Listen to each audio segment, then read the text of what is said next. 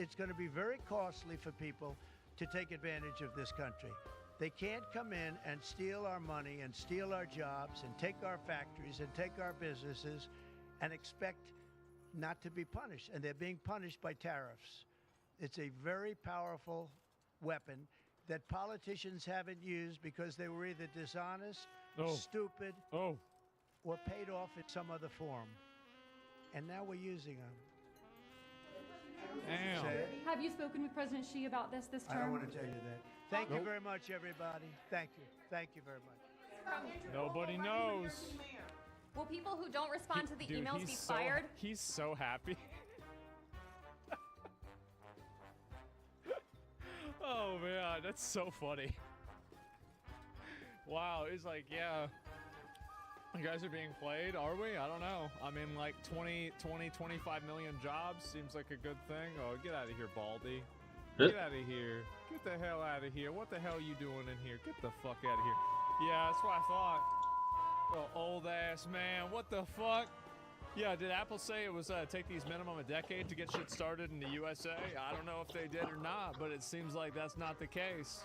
So yeah, there you go. The caveman and audio engineers are embarrassing. Yeah, I know. That's the guy that's doing pictures, though. We can't get mad at him. And so, wow. So we got more chips here in America. That's right. That's the way it should be. Thank God. I'm glad. And yeah, holy shit. It's good. I'm happy. And what else could you really say, right? Hire me and do audio? Honestly, they could hire anybody. They could hire a crackhead to do audio. It'd be better than that. It's just been bad overall. And man, I want to move to the U.S. You do? You want to move here? You can't. You can't. That's it. There's no more people out here unless you're a hot girl. Like that's like a special. Trump needs to have an exception, like call it the tens policy, you know. And you know, like, and so if they're hot, then like maybe you can let them in, but otherwise probably not, right? And yeah, that's that simple, right? Only immigrants? The Only Immigrants Act. I like that. Yeah. I don't know about that, but anyway, yeah. So that's pretty much what it is, right? And man, that's crazy. Just pay $5 million. Well, I guess so, right? They gotta have that. That's the OnlyFans policy. That's a little bit different. Do you have to pass the tariff news on Canada and Mexico? Yeah, we got to see what happens, right? We got to see how this goes. But yeah, this is pretty surprising to see all this happen. With this whole thing about taking down AI art and shit like that, and like AI porn and shit, I really don't have much of a big opinion on that, honestly. Like, I just don't. I feel like with that, it's just kind of... I mean, really, who gives a fuck? I mean, it's not going to do anything. It's not going to change anything. It's not going to make any effect. Under that. It's just going to be kind of nothing, right? And also, like, the problem is that you need to stop. So, like, in my opinion, if you want to solve this problem, you have to stop where it's coming from. And it's coming from people and these underage people that are uploading photos of themselves on the internet. There is no reason a 14-year-old girl should be able to upload a photo of herself on the internet. I'm sorry. It's not helping anybody. It's not making anything better. In fact, it's doing a lot of the opposite. And so what I think they need to really do is figure out why this is happening, figure out how it's happening, and then make sure that there are, like, I am very close to saying that there should be age verification for social media accounts. I am very close to saying it because this kind of stuff is a big problem. It really is. It's a parenting issue. Yeah, it is.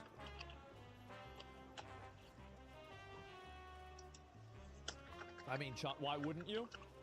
Privacy, anonymity is a value. And to an extent, it's annoying that, you know, because I like my counter argument for it is that why is it that the entire world has to lose their anonymity because a few stupid parents can't keep track of their kids? So really, I think that there's very strong arguments on both sides, but I think that the truth is that I think holding social media companies accountable themselves is probably the best way to have it be regulated without necessarily being required.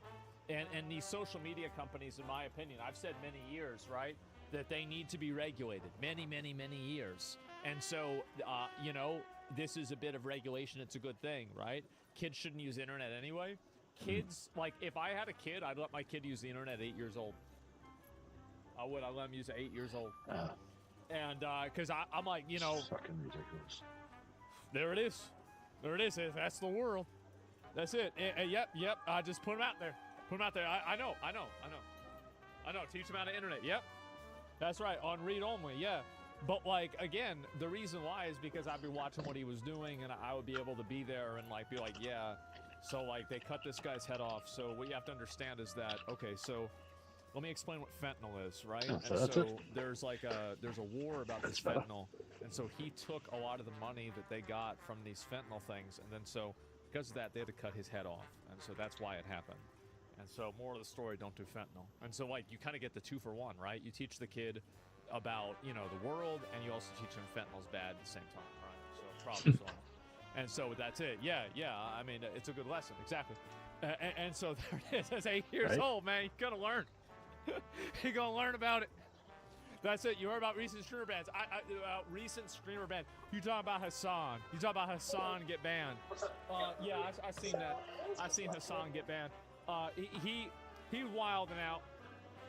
He's wilding out. He knows it. He knows he's wilding out. You can't call to kill public officials, right? You just can't. You can't do it. Right? Just can't do that, I mean, my man. All right.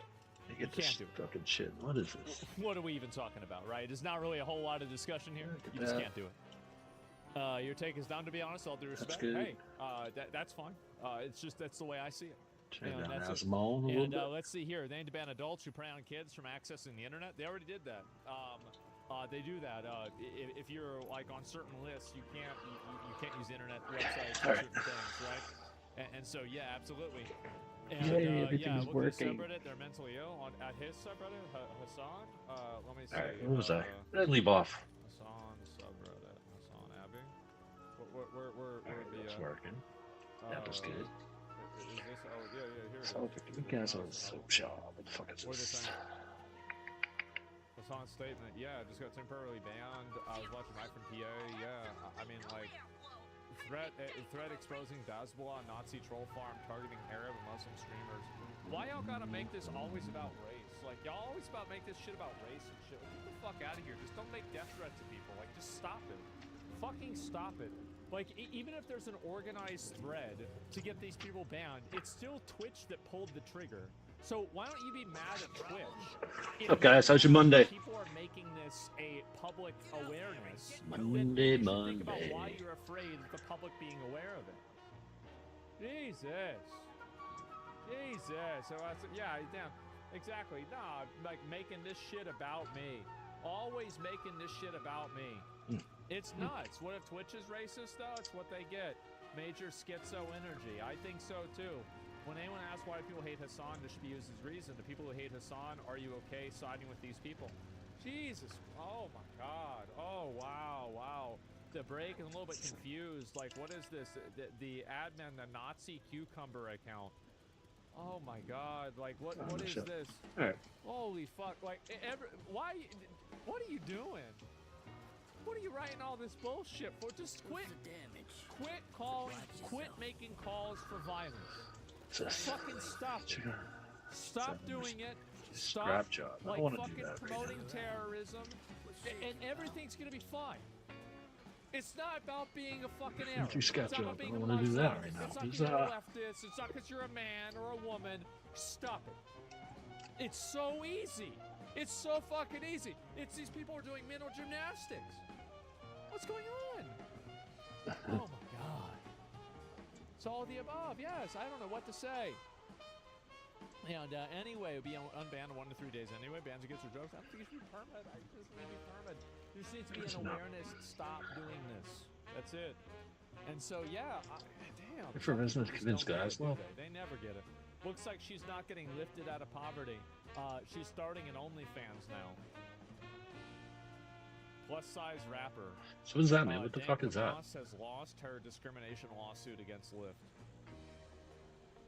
Who could have ever guessed? Why am I supposed to wait for that? Who could have ever guessed? Did her What fat is ass that? really think she'd win such a ridiculous case?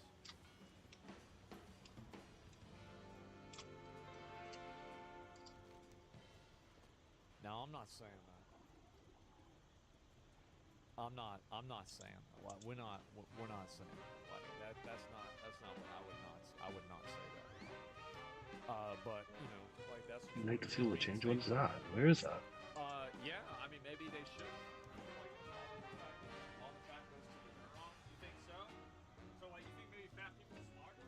I don't know about that.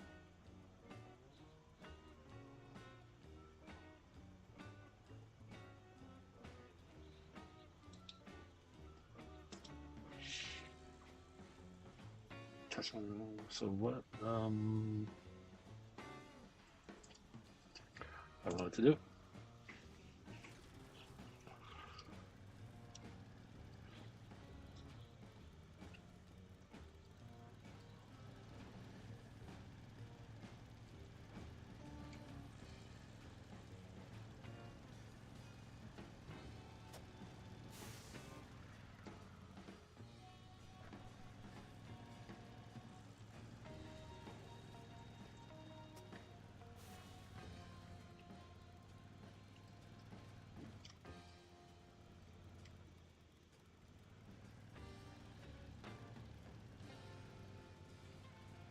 Driving sucks, obviously.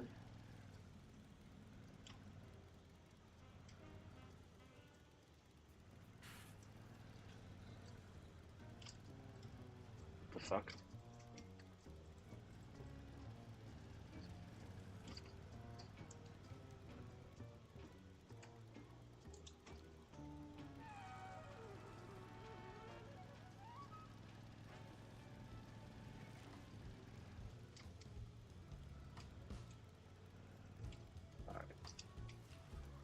Controls are obviously not working that great.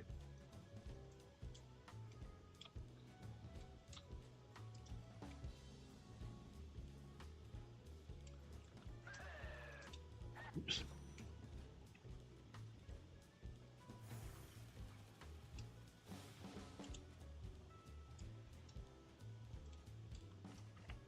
Run, Forrest, run.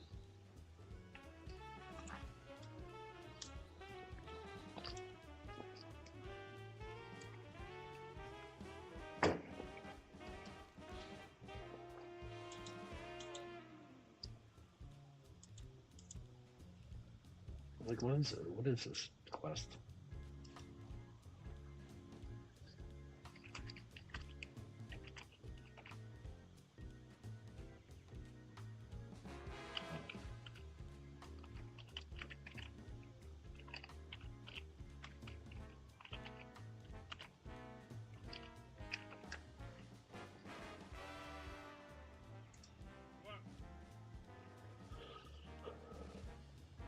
About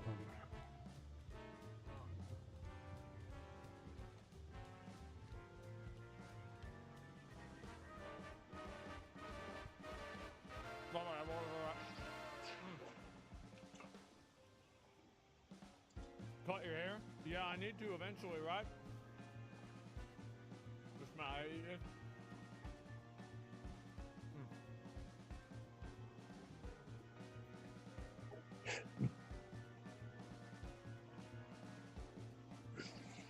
I love cookies.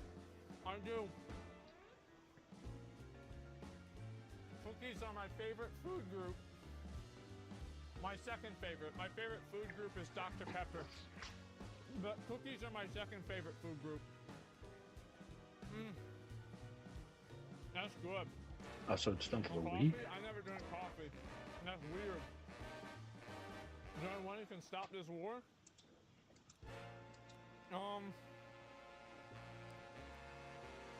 Yeah, I mean, I could figure it out for them if they want me to, but they just gotta let me know. You gay? You think so? Yeah, if they need me to figure it out for them, I can do that. But yeah, beef jerky. Yeah, speaking of AI deepfakes, exactly. No, the AI deepfake shit. The problem is that the technology is so accessible. So there's nothing to do with here then. Photoshop. You can't stop people photoshopping. The issue is that Did not It's know that. people that are underage and impersonation and porn. And I think ultimately, like, you can't make it stop. Like, that's my bottom line, is that you cannot stop it. I think that you can, though, you can hold social media companies accountable for proliferating it. And they need to be the ones that are going to stop it. Right? Don't ban AI porn. They can't. They can't, because like an internet ban, think about this, an internet ban, how the fuck is that going to make any sense? Internet's the whole world. Like, if I want to go to a website that's in Russia, I can just go to a website in Russia. I want to go use a VPN. That's what VPNs are for. And so, like, really, what are we going to do? There's nothing you can do about this. You can't do shit about it. So, yeah. If they can stop misinformation, they can stop deepfakes. Okay, well, they didn't do either one. So, there it is. All right. The Soviet Union fell. Do that. In the early 1990s, Ukraine was left with the world's third largest stockpile of tactical... We already saw this. We saw this before. And this, again, that shit about Hassan. Anti-Tesla ad on the tube. Who pays for this shit? Why would somebody buy an anti-Elon ad for a subway station? Why do you say you're not a politics streamer? The reason why I say I'm not a politics streamer is because I cover a bunch of other things besides politics. Like, I would say, like, I cover politics, like, maybe 40%, 30% of what I do. But the reality is that I look at a lot of other stuff, too. So, like, what really besides that is it? And 80%? Not really. I mean, you go, I guess you can go look at this, right? And, where's Twitch tracker? Twitch tracker.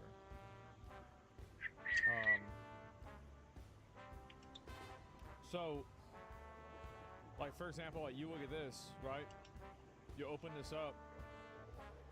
I mean, I'm playing, like, this is like, and this is like all reacts, right? And then I spend all this time playing games this whole time. I'm playing games, right? I'm playing games this whole time. And so, like, you guys act like all I do is that. That's not all I do. And so that's one day of data? No, I mean, obviously it's going to be different every day. But there's also, like, reacts that I talk about, shit that I talk about, like Hassan getting banned isn't really, that's not really political, right? I mean, in a way it is, but, like, not really. It's just like, I mean, like, calling for death on anybody is bad. That's a universal thing. So, like, I wouldn't say it's political. And so, like, yeah, in a lot of cases, like, I don't really just cover that. That's the point. Like, I think that I am a streamer. Like, I cover politics, I cover games, I cover fucking social stuff. Basically, if there's something that's happening, I'm talking about it. So whatever you want to call that, that's me. How about that?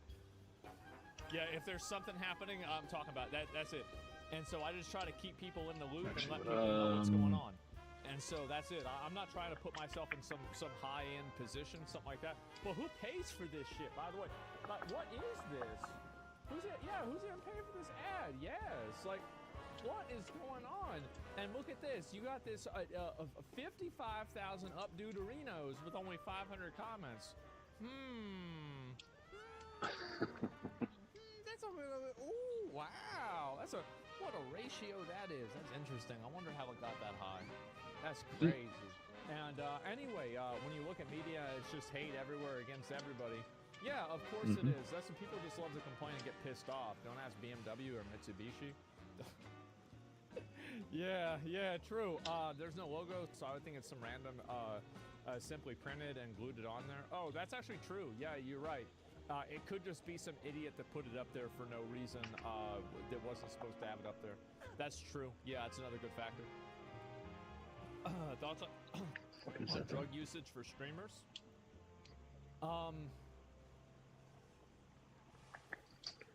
I think that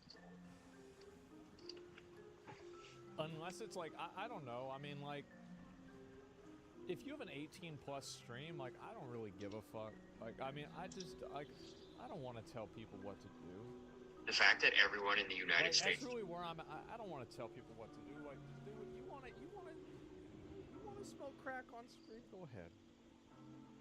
Go smoke crack on stream. Why's this gotta be my problem? Why I gotta think about this? Why I gotta worry about this? You want to smoke crack? Go smoke crack. Really? What am I wasting my time for? Hunter Biden stream? I can't wait for him to run for president. I'm gonna vote for him. Yeah, bro. Like this guy, he's seen the ins and outs, man. He knows all about this shit. Yeah, except woke video games. Yeah. No, I mean even that. Like I just don't like. Yeah, I'm not worried about that shit at all. Not think about that at all. Yeah, let nature take its course. Yeah. What's this? Right. I have gender skin color dysphoria. I've seen this before. I've seen this before. I am a white lesbian trapped in a black man's body.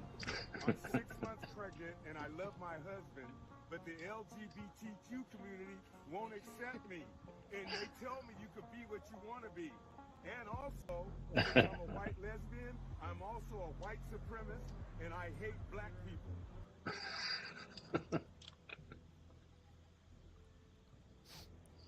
I've seen this before. I've seen this one before. It's a good show. I love that show. Based irony? Yeah, that guy's funny. Anyway, yeah, wow. And friendly fire. Yeah, a little bit, right? Too many politics here. Let's get the upgrade to Elden Ring physics. Queen Marika the Eternal. This, I'm gonna be real, like, this model really did lasting damage on the Elden Ring community. It's actually probably more popular than actual, like, the base Queen Marika model, what she actually looks like. Yeah, this is great, man. The future's bright, exactly. Yeah, I remember, and the funny thing is that some people thought that this is actually the way that the character looked in game. But yeah, I remember when somebody made this, and it was really funny because it happened, and then everybody just decided, yeah, this is real. Yeah, we've decided collectively this is real. Holy shit, gotta go now? Yeah, exactly, right? And it's that simple. Goddamn, I wish, bro. Yeah. And we've upgraded stream. I said it before. People gonna, you know, they're gonna bring up this shit again about the whole situation, about that whole thing that happened yesterday with Ray and all them. I'm really not. I'm not about talking about it. I'm not about thinking about it. I don't want to give it any oxygen. I don't want to give it any air. That's it. Don't talk about it. Yep. What happened yesterday? Some weird, stupid shit. Some weird, stupid shit. Weird stalker, freak guy. That's it. Not gonna farm it. So yep, what happened? I explained real quick. Basically, a weird guy came and intercepted their stream and was acting really weird and hostile and aggressive, and they had to end the stream over. It's like a stalker type situation. Yeah. Why even mention it? What the fuck? Because a lot of people want to bring it up. A lot of people want to talk about it. That's the reason why. And so, and I know a lot of people be surprised, right? A lot of people be surprised, etc. Because, like, you know, obviously, like, it's, you know, like, I know Emmy and, you know, like, Senna and I have had disagreements, right? But I've been friendly with all of them, and so, like, I did know about it. But, yeah, I'm not about talking about that shit. I don't want to get into it, etc. And so, yeah, not Amaranth getting home invaded. I'm not going to talk about that either. But, yeah, that's about it. So, yeah, we started calling it fake, too. People say everything's fake. I mean, like, that it doesn't matter. Like, people just invent that no matter what. What's this here? Sorry, we no longer carry right-wing politics because it's too offensive. Can I interest you in some rape porn? I don't know. I mean, if it's consensual, like, there's all kinds of roleplay weird shit people get into, right? As long as it's consensual between two adults, like, I don't know what this is. Like, women get into being degraded, guys get into being degraded. Like, it's a sexual fetish, right? And, like, I'm not gonna try to moderate people. Like, any sexual fetishes that people have between consenting adults that don't involve other people that are not consenting, I basically don't have a limit on that. You can do whatever you want. Like, I don't want to hear about it. I don't want to see it. But, like, yeah, you do whatever you want. And as long as it's consenting. Yeah, exactly. How do you know they consented? That's a great question. You bring up a really good point, is that some of these, you might not be certain about it. And I think that's a good point. True. Now, in a lot of cases, they do try to confirm it with like, you know, making sure certain things are accurate. But in a general sense, that's it. I don't like that. Anyway, let's go ahead. Let's look at this. The London look.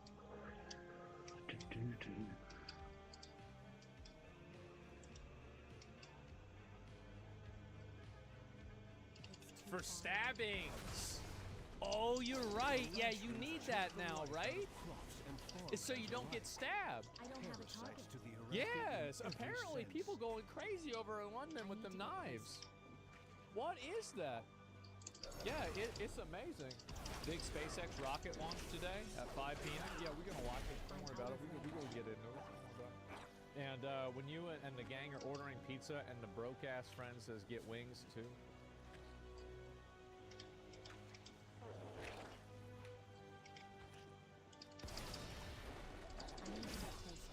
I tell y'all, this shit's funny. This shit's real funny. Oh, they fucking do. Wow. And yeah, that's it. Not wrong. Not wrong at all. And such a great meme base. It is. And the thing is that these memes are fire. So this shit's funny. This is the same thing I said about that. That was not South Park. Fucking SNL. Like, even if you're like, you know, pro-Ukraine or whatever, like, if you can't laugh at this, I'm sorry, but you a bitch. Like, you a bitch. This shit is funny, man. Yeah, the content administration. Yeah, exactly, right? And NASDAQ's collapsing today. Trump sure butt-fucking American economy. Well, I mean, in a lot of cases, if somebody has an economy built on bullshit, then maybe there's a recalibration that's needed, right? The Oscars were cringe as fuck. I'm gonna be real, like, I didn't even know they still do that. They still doing that whole Oscar shit? They going in on that? I don't have a target. Yeah, I'm not really to mod or not to mod. What's wrong with the mods? What's all this shit? I'll look at this in a minute. Who watches it? Yes. What the hell is going on here? What the fuck are the Oscars? It's like something awards they give to movies and shit. It's like basically which movie is the most woke is the one that gets the Oscar now. Apparently that's the way it works now. Yeah. How do you feel about FEMA being defunded? I don't know. I'd have to look at what you mean by that. So yeah, I'm not sure. And why would you even watch the Oscars? Yeah, exactly. How would you not know what the Oscars are? I think the reason why is that you have, this is kind of like what's happened is that like mainstream celebrity culture is kind of fucking dead. It is. It's kind of fucking dead. And people still care a little bit about it, right? But like compared to how it was in like the year 1999 versus now, it's like on a level of fell off that few streamers even achieve. Like I would say it's maybe 20%, 10% of what it used to be, man. It used to be everything. Yeah, people used to be so focused about that. And now it's not that big of a thing at all. And Kai's more famous than celebs. I'm not sure about that, but like I think that it's just that I think celebrity culture has been decentralized. And so you have people that get famous that just fucking do podcasts or do streams, or like Speed is a great example. Like you want to talk about somebody who's famous, that's Speed. Everybody knows Speed. And he's great.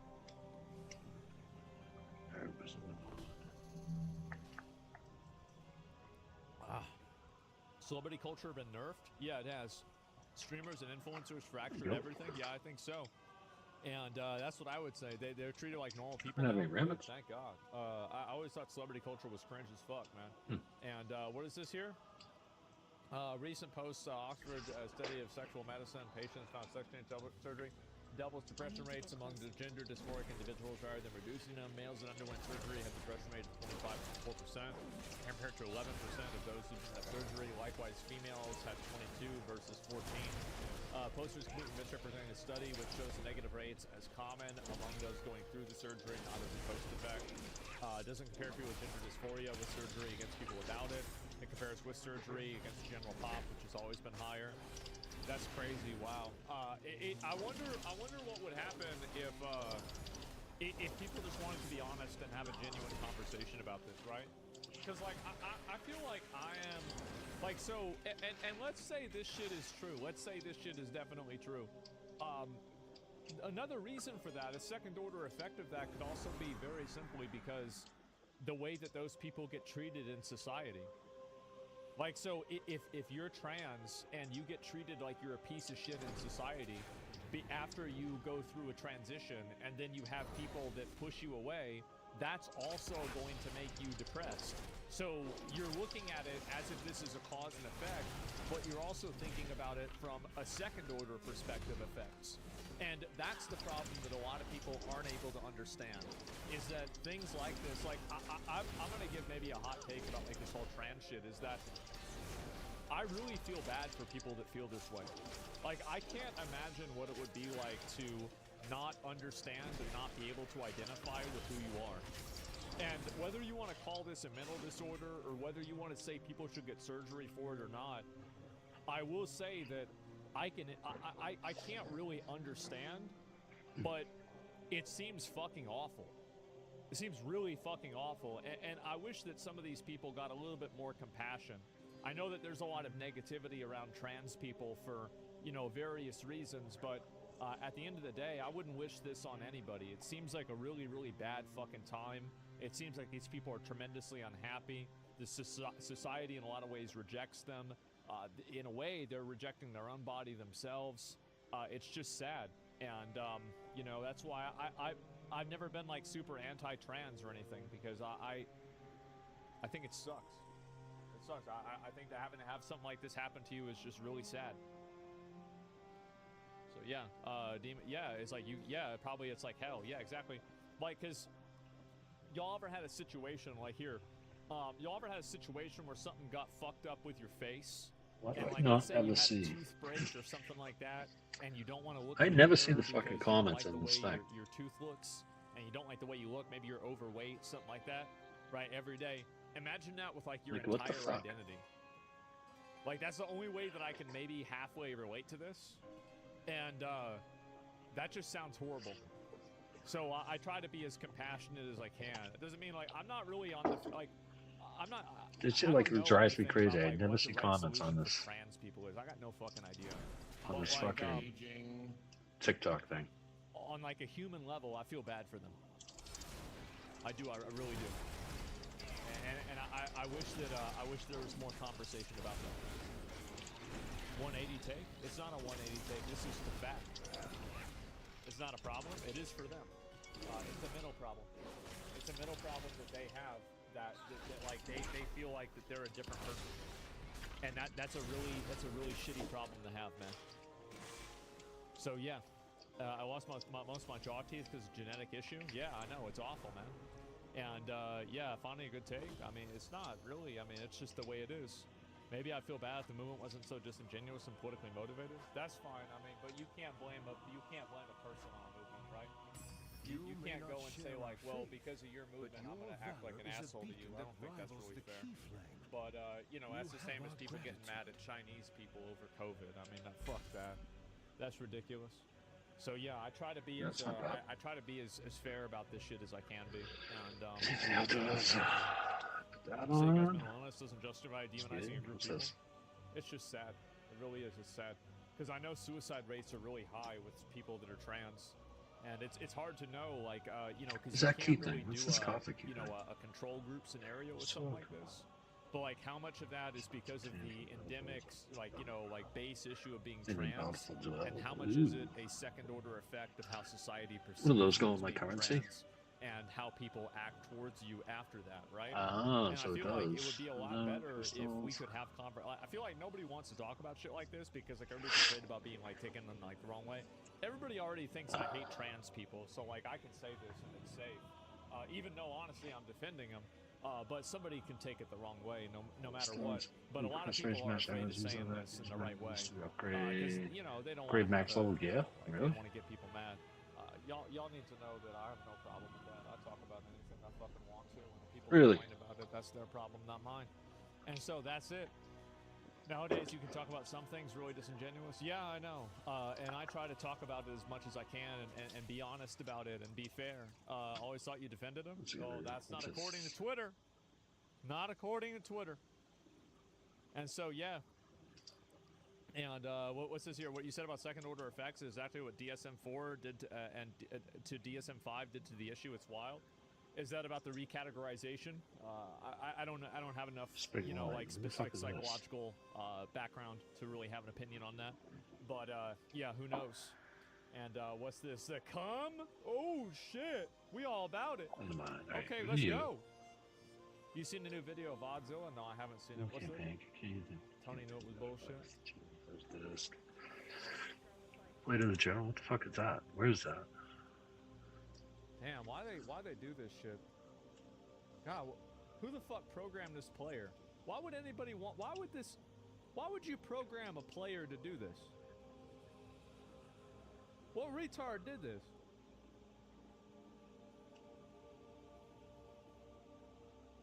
How do you do this? You're a dumbass. Is somebody trying to keep their job? Jesus, this is annoying.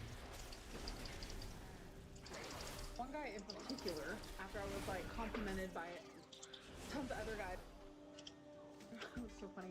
This one guy told me gorgeous. Maybe a minute later, my mom goes, "Oh my God, those other two guys were just looking at you." And anyways, a clean and well-packed sign is important to customer experience. So LC Sign would clean a sign, wrap with EPE, and wrap with foam cutting. Cut the package to minimum to save customers money on shipping and prevent damage. And we have DDP service for the terror. For professional franchise signs, come to LC Sign.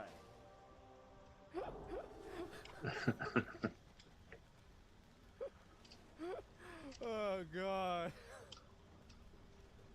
Ain't that something special, right? Man. What a good little business. That's funny. That's hella funny. Yeah. I mean, to be fair, there's plenty of dudes out there like fat chicks. I mean, let's be real. This sub over the past 72 hours, roach propaganda. OP is a retard. I stand with Ukraine. Be honest. I am being honest. I don't care about Ukraine. I just hate Trump. Thank you. This has got 1.7 thousand comments. Y'all really getting mad over this shit, huh? He's a retard. Oh man. And the thing is, y'all want me to lock this shit down and tell y'all, this is like, it's bad. Like, we don't want people to talk about this. I don't give a fuck. Ah, great. I don't care about this shit at all. Y'all want to get mad and get your fucking get your dick in a twist, crying about this bullshit on Reddit? Go ahead. I don't give a fuck. I'm missing the thing. Yeah, it's funny. Yeah, I'll read this and laugh. Who cares? Let's see the rest of this. Two people arguing on Twitter. I already saw this before. Yeah, I've seen it. And what is this here? Someone finally said it.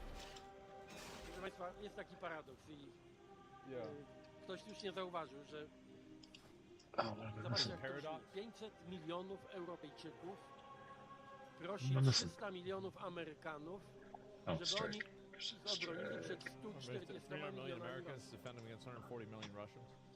Chcę się powtórzyć tylko te słowa, umiesz liczyć, if you know how to count on yourself, start relying on yourself. Nie w odosobnieniu, ale z pełną świadomością własnego potencjału.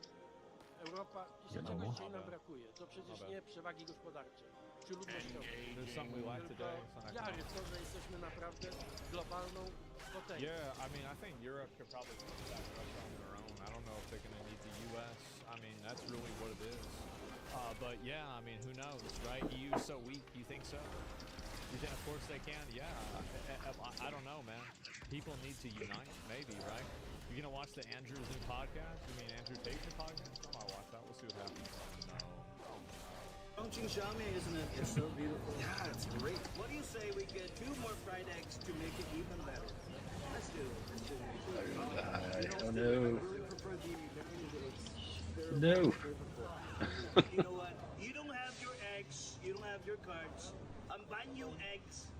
And you're being too picky. True. Here's the thing. You haven't even said thank you for the noodles that I bought you. You're being too picky. True. Why do you like this marinated egg? Tell me, why do you like it? I just think that it's got a lot more flavor and it's so much more healthy and it's gonna. How do you know how I feel? How do you have no right to dictate how I feel. It's gonna help your cholesterol. I like this one crispy. I don't like baronet egg. You know what? Give me this. Give me this. Oh, Now I'm gonna have two. 2 scoops. What about now? What about now? God damn. That's good. Yeah, I thought that shit was funny. All right, let's see. I'll look at some of this other shit, get into it. But yeah, what's this here? Trump impression is spot on. Yeah, I think this shit is funny. I mean, honestly, like all these like memes and everything, I think they're great. I love the little. Why is this guy hitting so hard? Fucking things that people make up and everything like that. Trying to act like Trump and everything. He got no noodles. Yeah, exactly. You got no noodles. This isn't a political post. Hopefully you can let it slide. Oh! Oh!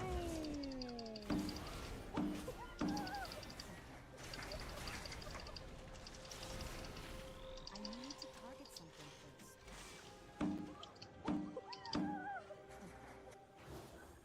I don't have a target. Damn! She just made another gotcha player. Oh. Oh.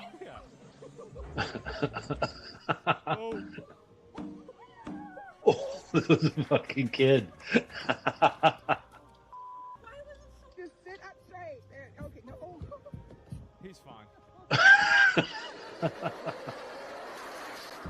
What a fucking beating. I did that whenever I was a kid. I remember I did that. I hit my face, I hit my teeth right here. And I remember laying on the ground like that, and I was going like this. Check to see if each one was there. I don't know how, but I didn't knock a single tooth out.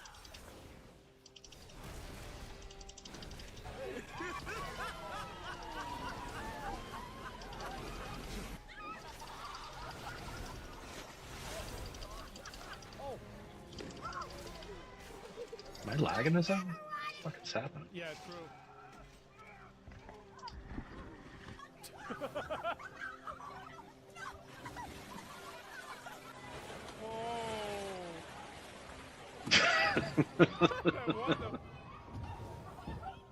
Oh my god. Oh! No.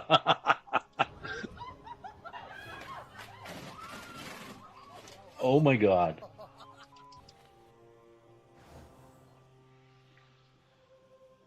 Wow. You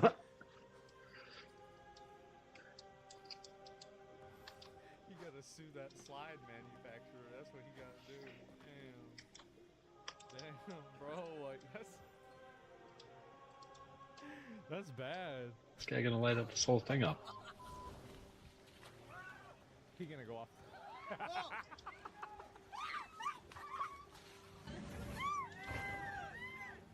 Where'd she go? The harvesters work the land with the strength of 10 Arathi.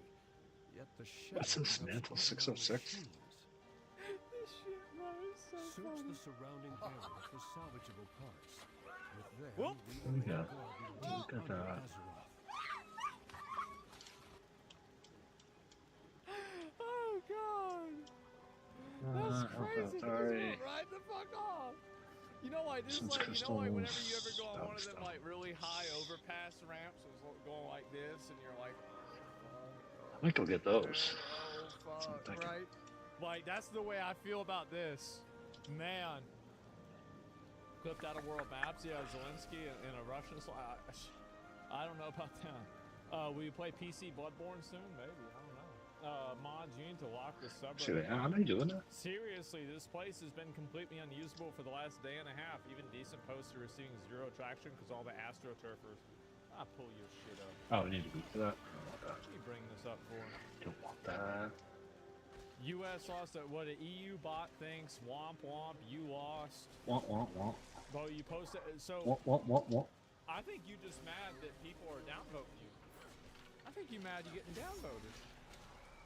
You're getting downvoted, and now you're I get mad. good, Hey, but Dad, it's Shadow 610 now now. want big news to come here. What's this here? American government womp womp. He posted this Let me go womp do womp that a one. whole lot. Well, you know what I say about your post is womp womp. Shut the fuck up, bitch. Get out of here. Shut up, bitch. Anyway, let's see the next one. Late last year, my friend and a viewer of Asmongold was forced in the Ukraine military. Here are some snapshots showing what happened over the next few months. The last contact I have with him is the Discord screenshot. I hope he's still alive. High chance this is a bot account. You think so? It could be. I mean, like, I'm sure there's people in Ukraine that watch the stream. I mean, like, what the fuck? It's definitely true. But yeah, hopefully he's okay, man. We can't lose that viewer. We don't want to lose him. He's gonna be all right. They took one of ours. Yeah, no, he'd be fine. Is this a propagandist? I don't know. I think I used that wrong. High chance it's a bot account. It's crazy actually how many bots and things like that on social media there are. What are y'all's opinions on muscle girls like this?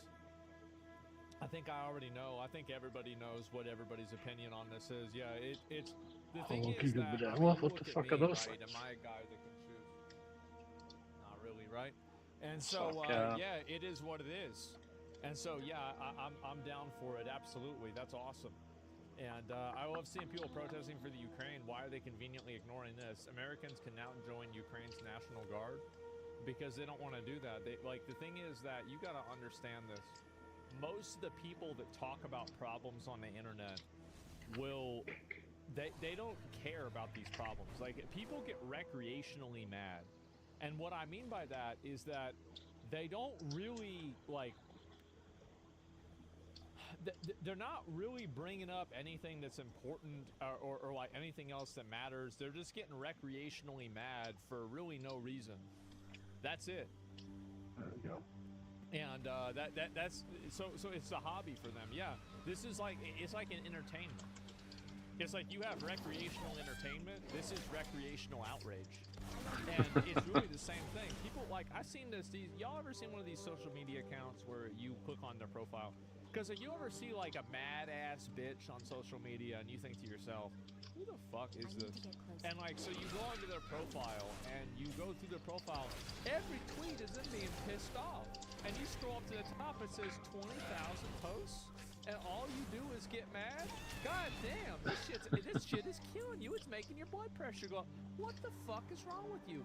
And so I see some of these people that go and do this gooning and hating. Yeah, and then there's like every like once a week, there's like some comment about some random OnlyFans girl. Please respond to your DMs, or, you know, I have a horse here in Turkey and you can come live on my farm. I have 6 goats and, you know, like 1,000 chickens. You know, please come and live with me on my farm in Turkey. And like, you know, it's like, you know, tweeting this at Amarath or something. And anyway, right? He comes to Dubai, exactly, right? And then they go right back to like fucking, you know, whatever political thing that they have. And that's it. Everyone's always complaining. Yeah, people love to just get mad and pissed off and shit like that. And there it is. This is more about the same shit. What is politics aside? What do y'all think about this wiener? That's a long dick, I tell you that. That's a big long boy. God, what she said. Shit, that's a long boy. I had one of these the other day. I went over to Sonic. I've been getting some of them. I've been trying to have a more diverse diet. So I've been spending like maybe like on one day I would eat like maybe Chipotle, and then another day I eat barbecue. Then another day I eat like Chinese food, and then another day I eat steak, and then another day I eat like McDonald's, and then I go to Taco Bell, and then at that point I rotate back to Chipotle. And so like that's it. And Mr. Worldwide, yeah, and so like we're trying to get, you know, we're trying to get around it. No vegetables? Is a potato a vegetable? Like, I think it's a vegetable. Like, yeah, it's got to be a vegetable. And I get ketchup on my hamburgers, and ketchup is tomato. Tomato's a vegetable, right? And so, like, yeah, no, I think that's it. Tomato's a fruit, I think. It's a root. Who cares, bro? Like, who cares? What is this? Company offers pirate cruise complete with real galleon ship, unlimited beer and rum, and room for 12 buddies to sail the seas with. Really? Oh.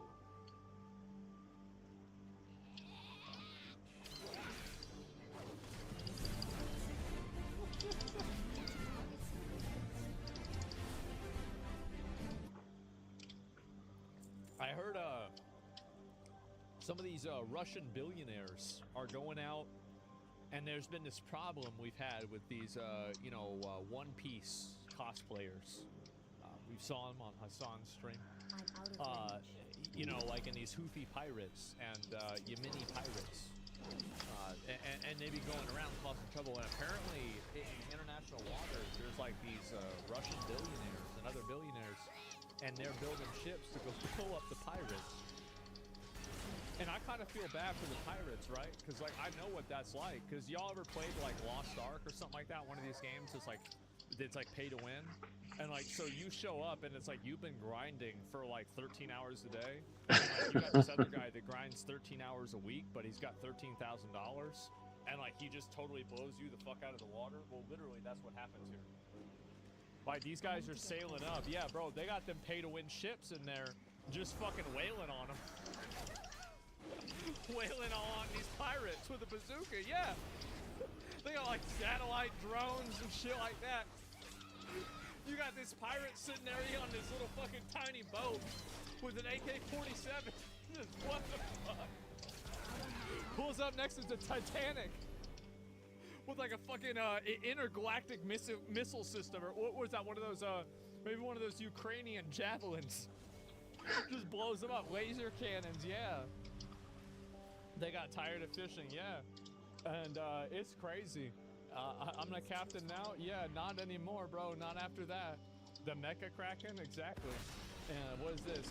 Just the Commodore. It's over Zelensky. Don't have the car. I've seen this. This is funny. I've seen this already. It's not funny again. It's not funny. It's just not. Amrad, this is some weird ass shit, bro. Like, that's it. Let's see here.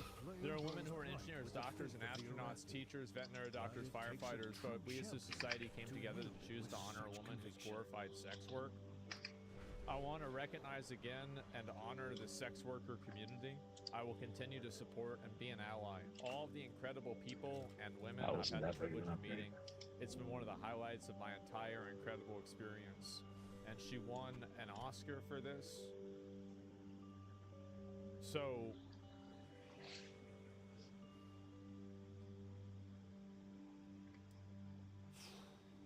I just think about this for a minute. Like, let me think about this. I mean, I think that we do have a problem where, like, I don't know. I mean, like, it's weird. Like, so it's weird because, like, I think that two things are true. I think that people try too hard. Like, if you wanna do sex work, that's fine. You like, if you wanna be a hoe, I think that's great. I do. I love hoes. I think hoes are great, but I mean, I don't want to hear about like how it's the same with like streaming, right? Like, I don't want to hear about how hard it is and how much it's real work, etc.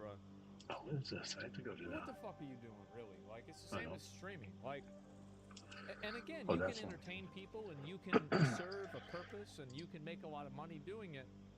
But like, we really want to think about the people that we want to elevate in society. It's not people that throw a ball around for a living. It's not people that put their titties out on the camera. It's not even people that watch videos of other people. It's people that are astronauts, doctors, engineers, and teachers, and firefighters, and people like that. Those are the people that are really making society happen. Like, these are the people that really make the world a better place. These other people just basically distract you from the fact that it's not a better place already. And that's fine to be a distraction. But it is annoying to see people that are constantly with like this inferiority complex. It is. It's a whole lot. Stupid people can't relate to astronauts. Maybe, right? Nobody from Gen Z wants to be those. You know what people want to be from Gen Z? They want to be an influencer. They want to be a professional video game streamer. I got no problem with sex workers. Hypocrites, a cam girl can show some side boob and Sims will empty her bank account for a drop of her bathwater. Meanwhile, a hooker has to stand around all night hoping to find some fat guy to rail her for some chump change and then pay dividends to her pimp or get bitch slapped. We never hear about this feminist bitches talking about how hooker work is real work. They only care about the OnlyFans girls and the overpaid porn actresses. Ooh. Ooh. I love this. I love this. I think this comment's so funny. It's so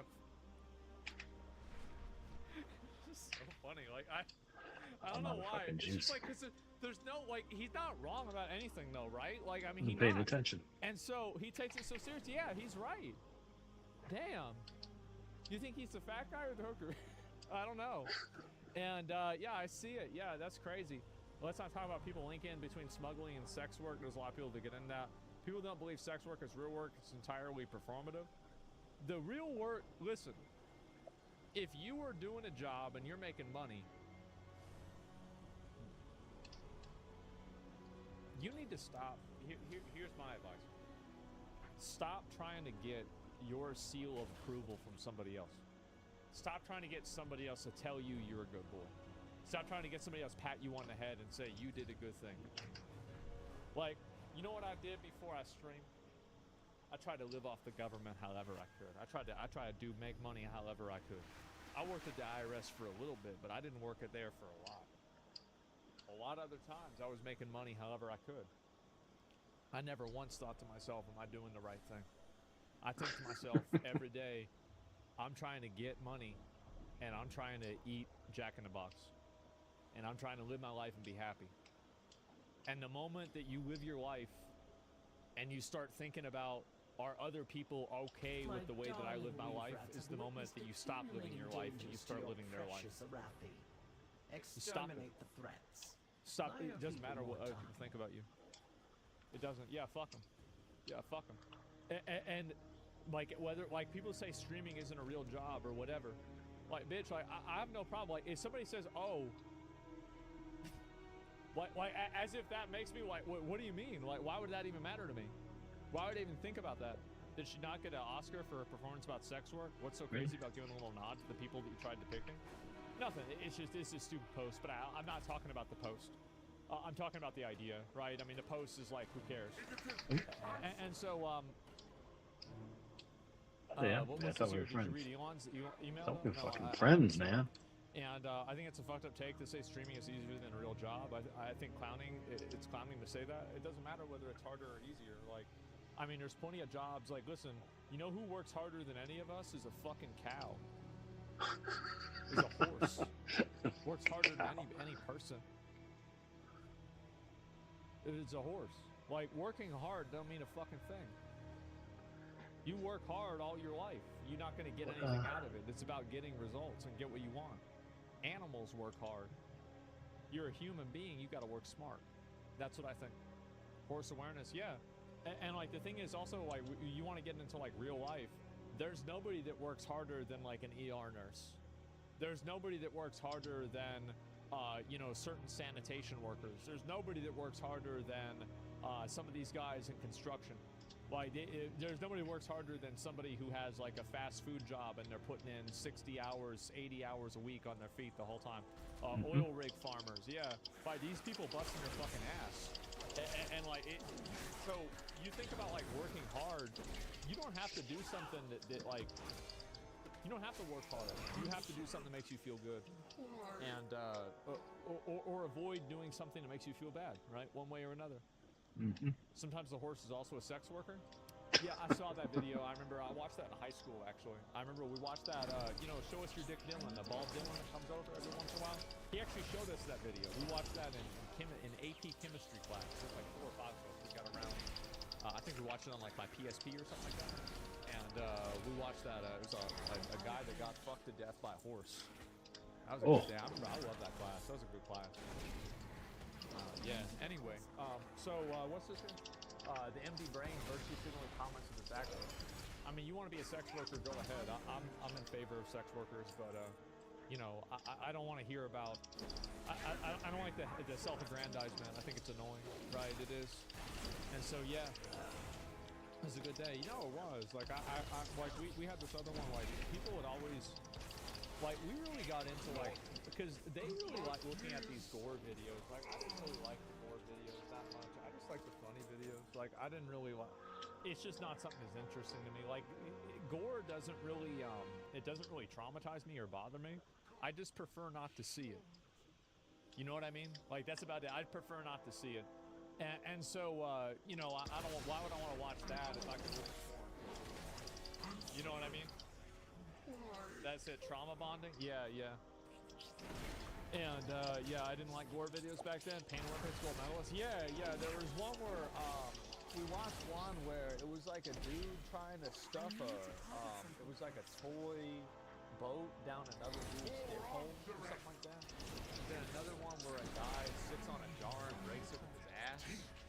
And then those were the good days, man. Yeah, we weren't really in on that. Those are the classics. Yeah, we were like kids, right? 14, 15 years old. Oh man, those were the days. Yeah, the painful days. Yeah, we used to. I remember I watched the two girls punch up in computer lab. This world will not be won by armies. My friend says, "Come here, come look at this." I'm like, "What is it?" He says, "You're gonna want to see this." I said, "What is it?" He says, "It's some hose." I'm like, "All right, what is it?" Let me see it, and damn, like that got weird real quick. Alright, so There's we shit got everywhere. those. Yeah, I guess so. And yeah, have you seen Funky Town? No. The iSpec school was wild back in the day. We used to, I remember in the computer, like, so we were in broadcasting class, right? And like, this is because I was streaming. I would stream to like my high school, like broadcasting. Like, we were broadcasting, so we would stream to like the high school like network. And this is in 2007, 2008, right? I graduated in 2008. And we would sit there and watch bum fights. And I remember, like, we had our teacher. Bum fights. If something funny happened, we'd even tell him, bro, come on, watch this. He gonna smash out this whole window with his forehead. Watch, this is crazy. Look at this. Come check this out, bro. Bum fights? Yeah, exactly. Look, he's gonna try and punch out an entire what was it? A delivery menu, right? I already knew what it was. They need a drink. Bling bling. Yeah, exactly. And yeah, teachers were so chill. Well, he was like apparently I remember apparently him and like my other teacher, my movie making teacher, would just get high every day. They would just get high every day before the class because they knew we were going to be wild around. They said, like, we gotta medicate for this. We're done with this. And so I remember one time, like this is our final, like our final exam for broadcasting. It was a 200 question test, and he sits down with all of us, and he just tells us the answer to every single one.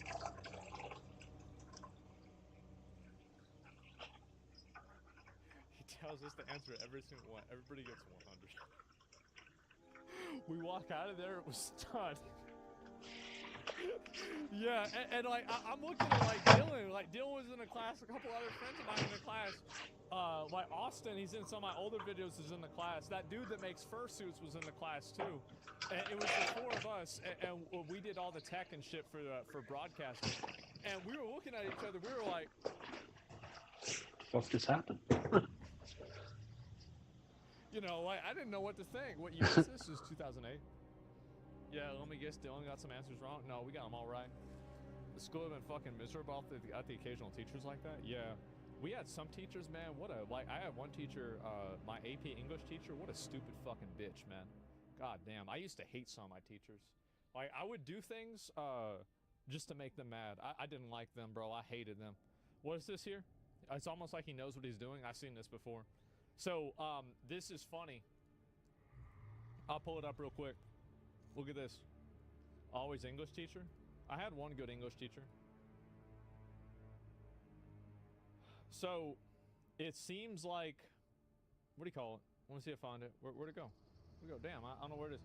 It seems like Zelensky is going to be signing the minerals deal, maybe.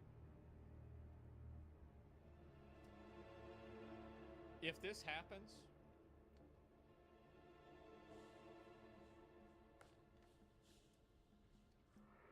I don't know what to say.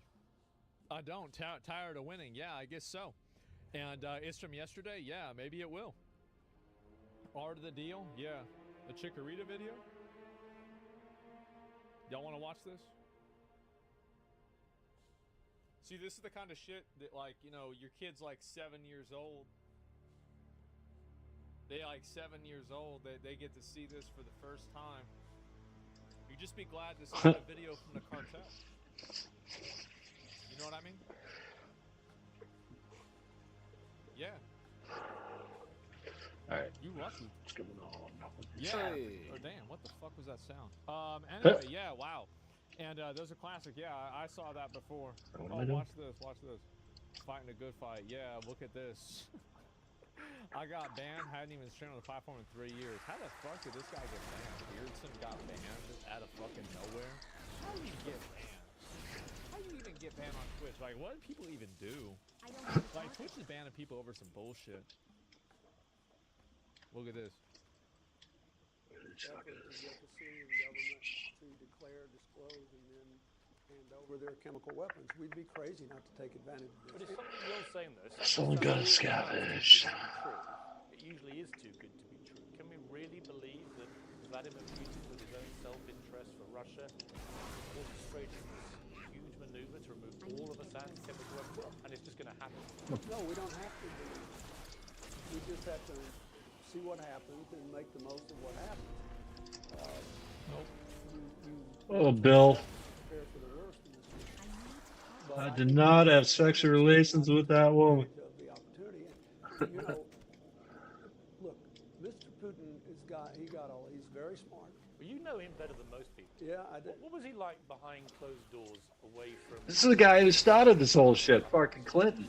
Smart and remarkably, we had a really good, blunt relationship. This fucking guy.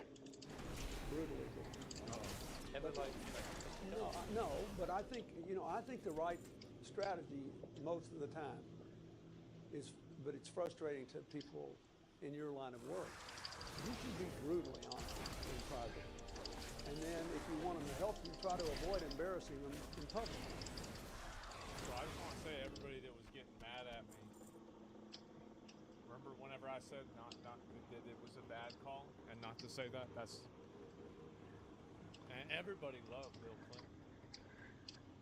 That's it. So I just, again. Everybody loved him. One blunt. Yeah. Now, he's the one who fucking started all the shit. It's impossible for you to keep quiet. Yeah. But by and large, I found all the people I dealt with if I told them the truth. How I honestly felt and what our interests were and what our objectives were. And they also appreciated it when I didn't kick them around in public for as long as I couldn't kick them around. Yeah. So that's my experience. Did Putin ever renege on a personal agreement he made to you? He did not. So behind closed doors, he could be trusted. He kept his word in all the deals we made. Ooh. So I just find that interesting. I find that interesting. It's just another. There's a lot of examples of this, and luckily I'm the most humble streamer, so this doesn't get to my head. But there are a lot of examples of this where I say something that like a lot of people might get mad about, but then you can go and you see like former presidents saying the same thing, etc. Right? But it doesn't bother me, right? What's Pyromancer? What's he doing? He's talking about me. He's not even talking about me. They're building idols. Like, I don't know how to put it. It's very weird. It feels like a place where they have their territory staked out, Yeah. And like they're standing. Somebody wants to complain and talk about me, who cares? Like, you know how many people talk about me every day? Really, you know how many people, everybody talks about me and they're thinking about me. I'm an interesting guy. Everybody's thinking about me. That's it. Yeah, and so like it's really not. It's not a surprise. Excellent. So I mean, it's right. There we go. Look at this. Whoa, whoa. Sorry about that. Watch this. Watch this. Watch this. Watch this. Watch.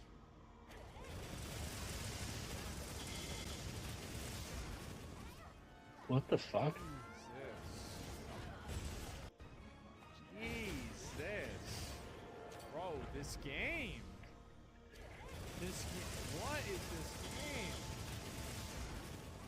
You know what's funny about that? Probably still doesn't do as much damage as one of my Wyvern blasts. This fucking pathetic ass weapon, piece of shit. Anyway, let's see what the rest of this is. We're gonna look at some more of this and get into it. And let's see, doesn't? Yeah, it's a joke. But at least they can look cool doing it, right? I mean, that's what matters. And let's see if I find anything else that's worth looking at or finding into. And where the fuck is this? Why does nothing come up on this fucking thing? Take them off, brother. Take them off. Why does the left constantly call people Nazis? What's up with the constant radical left doomerism whenever you go on social media? The reason why is that, so you gotta understand, the reason why they Great call vault people lock. Nazis is because Unlocked. it's the worst thing that they can call them. Wow. So what they try to do is they try to assign a identity to you that gives you gives them the justification to dehumanize you and treat you badly. Veteran so gear. Goal is to try to say Ooh, something about you helmet and put you into a position that makes you look bad. Right? And like that's it. And it's basically it's an optics game. Because nobody wants to be seen as a Nazi, so a lot of people back down because they don't want to be called that. Oh, an LT. That's the real reason. It's they brand you. Yeah, exactly. It's equivalent to Gotcha. racist now. Yeah. And so that's really the problem that I think a lot of these people have. They're massive narcissists who can't handle people being allowed to disagree with them. That's right.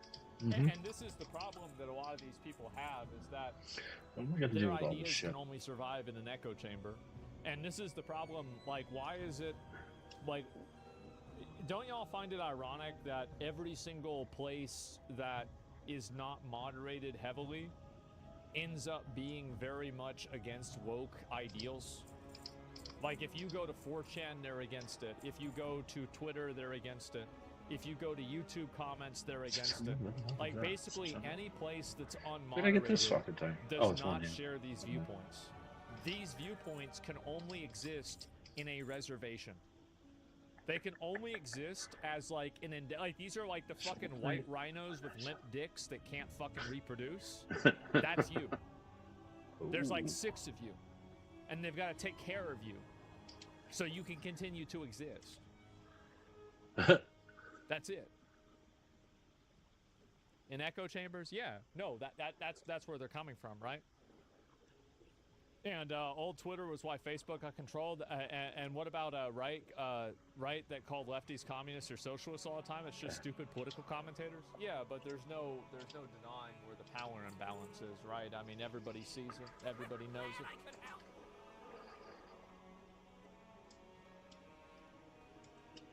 What will it take for them to abandon those beliefs? The head looks like now. For the culture to change and not accept them. These are the same people that would be protesting and talking about how bad Pokemon is because it protests. These are the people that would have burned Joan of Arc. These are the people that would have, put witches, attached them to pieces of wood, and put them down the river. These are the people that would have done the Inquisition. These would have been McCarthy. Just so you know, I can't see a fucking thing on the TikTok stuff. I don't even know who's in there. Protesters. These would have been people that were probably, for status quo slavery. These would have been people who, would be on the wrong side of every issue, right? The reason why they have these opinions is because these opinions are considered virtuous. The moment that you shift the emotional appeal away from their opinions will change because they don't actually care about the people. They care about looking like they're a good person. It's entirely about them. It's all about them. They don't care about the people they're trying to help. They don't care about the cause. They don't care about anything. As I said, these would be the same people talking about Satanism, family values, burning witches, fucking putting people through the Inquisition. They'd be doing this all throughout history. It's image-based activism. That's all it is. So if you want to make these people go away, take away, again, if you want to, so how do you get somebody to stop doing something? You figure out why they're doing it, and you stop giving them the reason to do it. You take that away from them, basically, right? You figure out what they're trying to get, and then you take that thing away.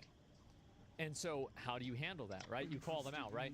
And so I think that they get self-aggrandizement, and they get to feel like they're a good person. If you take the ability for them to feel like they're a good person away from them, they will stop doing it. And they'll immediately roach out because they never cared to begin with. All they want is for their ego to be bred and, pushed up. You remove the incentive. Yes, remove the incentive and then you change the behavior. That's it. It's the same as you do with a rat. people aren't that much different. Same thing as a child. Someone on the string, yeah. So basically, like Christians, everybody does this. Nobody has. There are Muslims that do this, Hindus that do this, Buddhists that do this, Christians do this, atheists that do Where's the other this. pact at? Nobody has a monopoly on being a fucking a fake bitch. Nobody does. Conservatives do this, liberals do this, but again, the way that you solve it is you figure out what they're getting out of it, and then you take that away. That's how to stop people from doing things. Human psychology. Yeah, that's it.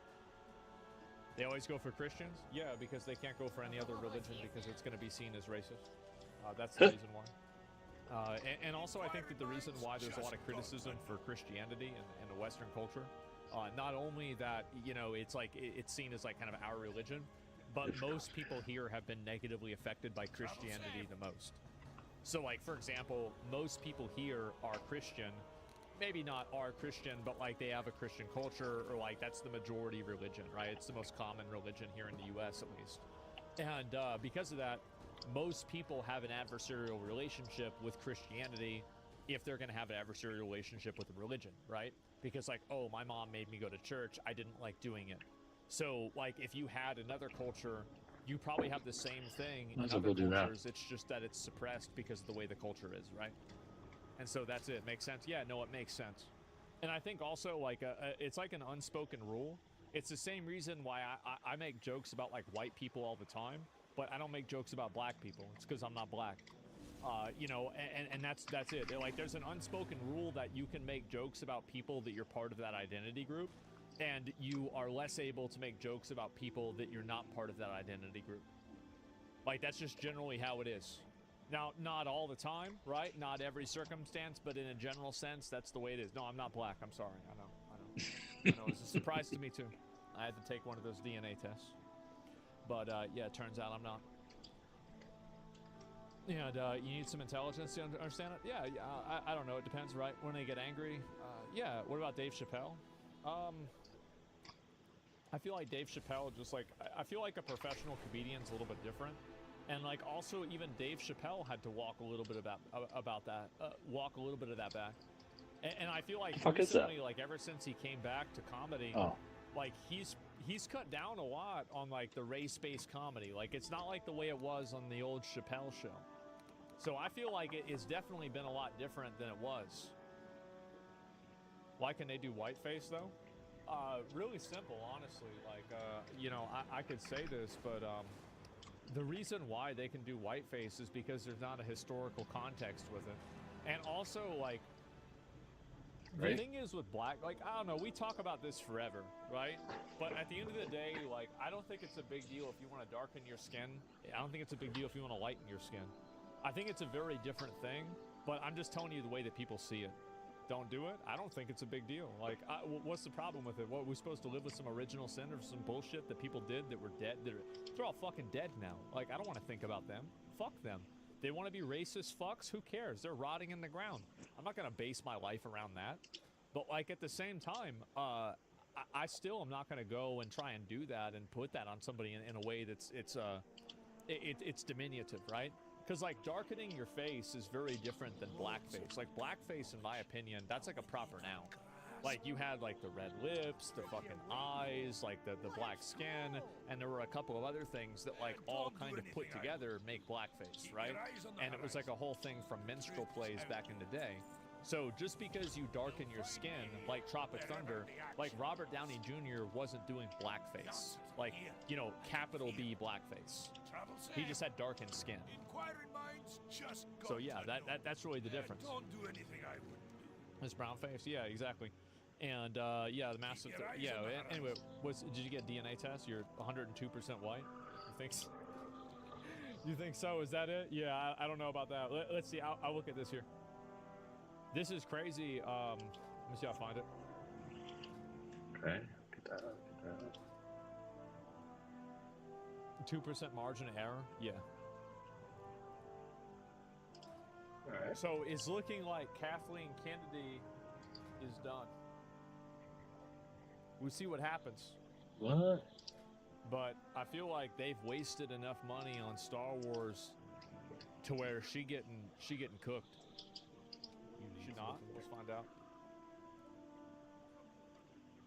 When the height of military Not fucking technology garbage. was the flintlock musket, part of the process for loading it involved pulling the hammer back to the halfway point, known as the Right, so look at these half-cocked fucking dolls position, out. so that you'd have enough room to fill the primer pan with gunpowder. It was also useful as a kind of basic safety catch, because the hammer wouldn't engage from the half-cocked position, no matter how hard you pulled the trigger. Unfortunately, sometimes in the heat of battle, soldiers would get a bit ahead of themselves and forget to pull the hammer back all the way, so that when they actually tried to shoot at the enemy, the safety would stay engaged and the gun wouldn't fire. Hence the expression, going off half-cocked, i.e. rushing into something without being properly prepared with disastrous consequences. I bring That's this what I up do with because everything. it seems particularly relevant to the absolute shit show surrounding Kathleen Kennedy and the eternal question of when, how, and indeed if she'll ever leave her office at Lucasfilm.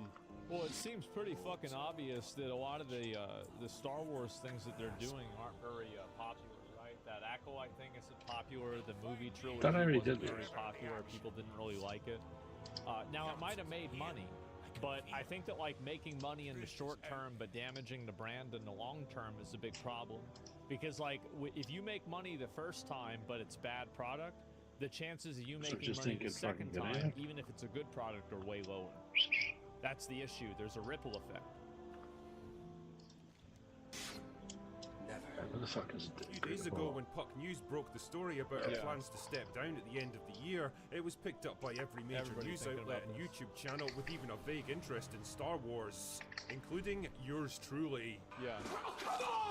Yeah, we'd heard plenty of rumors like this before, Hey, but what is this this was the thing? first time that it felt real and plausible. Kennedy was old as fuck by this point. She'd been at Lucasfilm for what felt like half my lifetime, and she'd presided over a disastrous series of critical and commercial failures and embarrassments that had left the company with no more assets to exploit. Well, and you can see, right, is that it just went down. Like the fuck Force is this? Awakens was super popular, and then you know a lot less people watched like. If you're having a fall off like this, I think that there's probably a reason for it.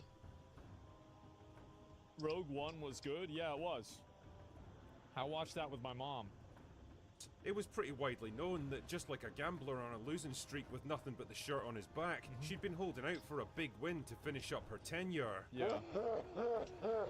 That's the Acolyte. Let's be real here, I don't think there's any big wins in Star Wars future, at least in the short term, and if they're ever gonna happen, it certainly won't be because of you, sweetheart. Oh. But hey, Andor Season 2 is on the Shenanigans. way, and while it'll probably be watched by an audience of literally hundreds, it'll at least give her the critical success she could use to justify her exit on a high. All of this is to say that it really felt like the time was right for her to go, maybe announcing her departure at Star Wars Celebration in April, and spending the rest of the year collecting pointless awards and prepping her successor to take over. That is, until Puck News broke the story ahead of schedule, forcing her to do an interview with Deadline where she, clarified the situation?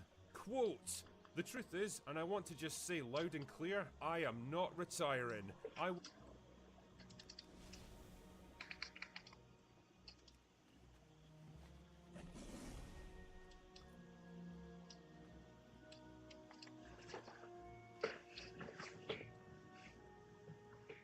What the fuck is this? Now, if you were coping, you would say that maybe she's not retiring, but she's still going to leave the company.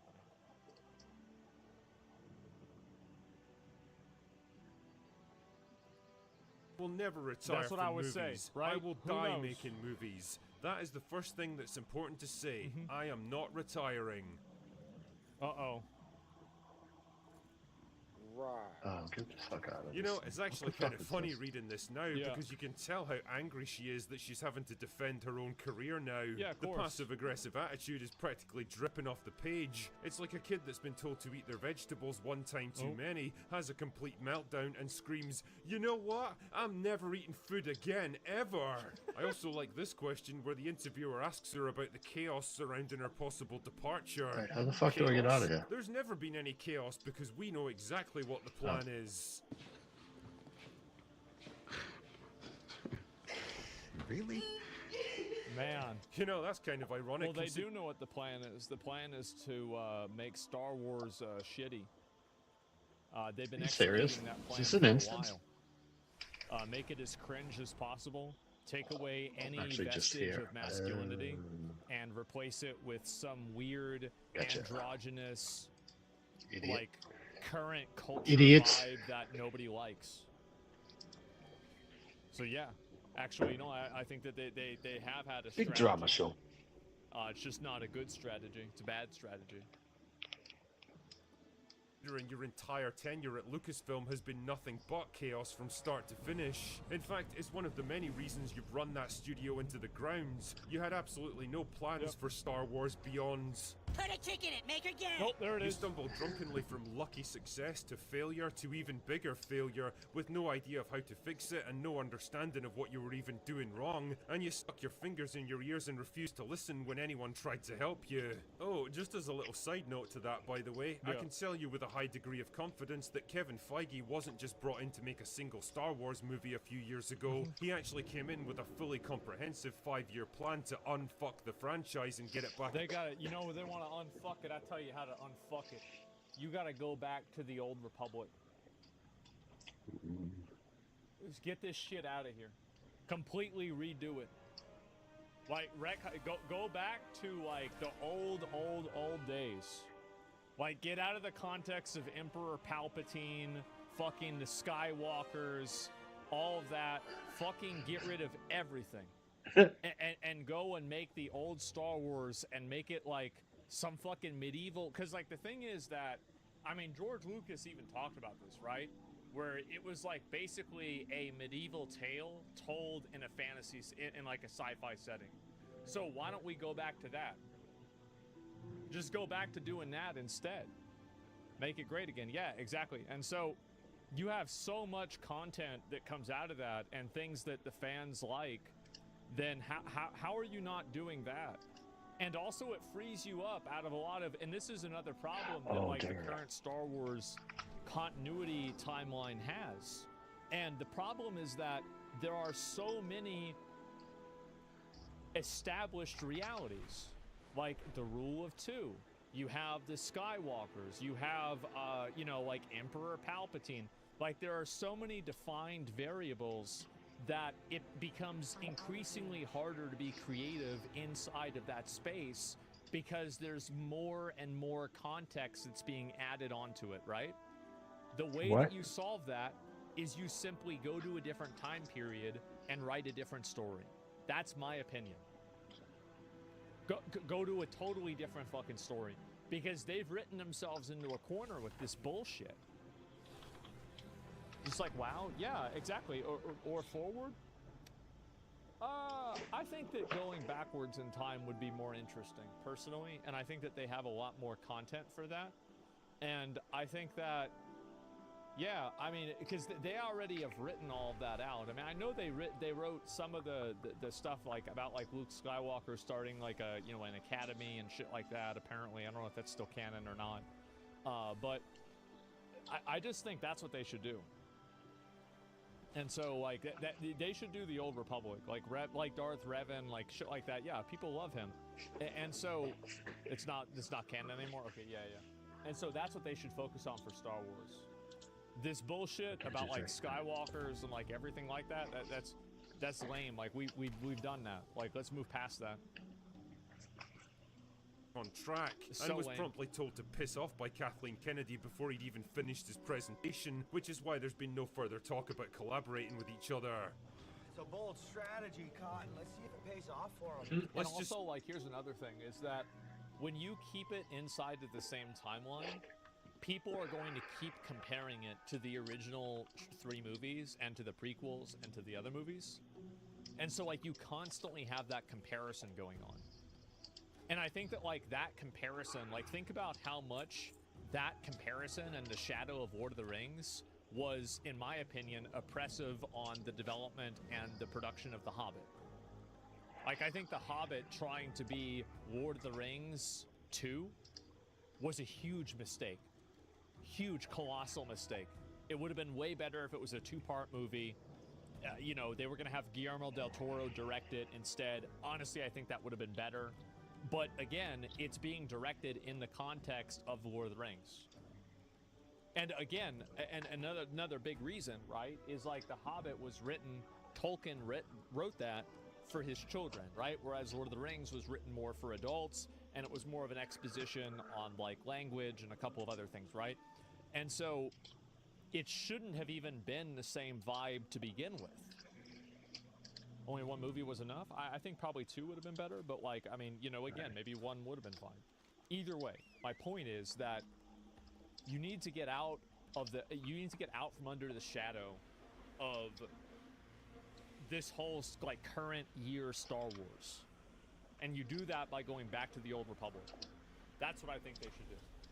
See, there's no Solves, love like, lost 10 there. problems. I also like how she tries to justify the endless stream of projects that get announced and then go nowhere. It's very hard for anything to happen within Star Wars without some aspect of it becoming public before you even want it to become public. So I guess managing the message in some way is also quite a challenge because, of course, not every single thing we put in development we're gonna make. Hey, Ron! Motherfucker, you're the one who announces all these phantom projects, you absolute moron. It's not like they're getting surreptitiously leaked by some deep cover insider here. You're choosing to make official announcements at major events, projects that have all the detail and planning of a couple of sentences scrawled on the back of a beer mat. Of course people are going to assume that they're going to get made when the studio themselves make the announcement. Man, it seems like us YouTubers aren't the only ones to go off half-cocked. But it's the next paragraph that's really important, so pay attention, 007. What's happening at Lucasfilm is I have been talking for quite some time with both Bob and Alan about what eventual succession might look like. We have an amazing bench of people here, and we have every intention of making an announcement months or a year down the roads. Interesting. On the one hand, she claims that she's not retiring from movie making, but on the other, she admits that she's been talking about succession for ages. Yeah, and that here's probably what's going on. Is that they're probably thinking about replacing her because of all the weird PR that she's gotten. The fact that the Star Wars IP is not really very well liked. I think she's done damage to the IP. So if she retires and she leaves Lucasfilm and she doesn't do Star Wars anymore, it doesn't mean she's not going to do movies anymore. So like it's very true that it's very possible that both things can be true. Like she could not be retiring, but she could be leaving the company.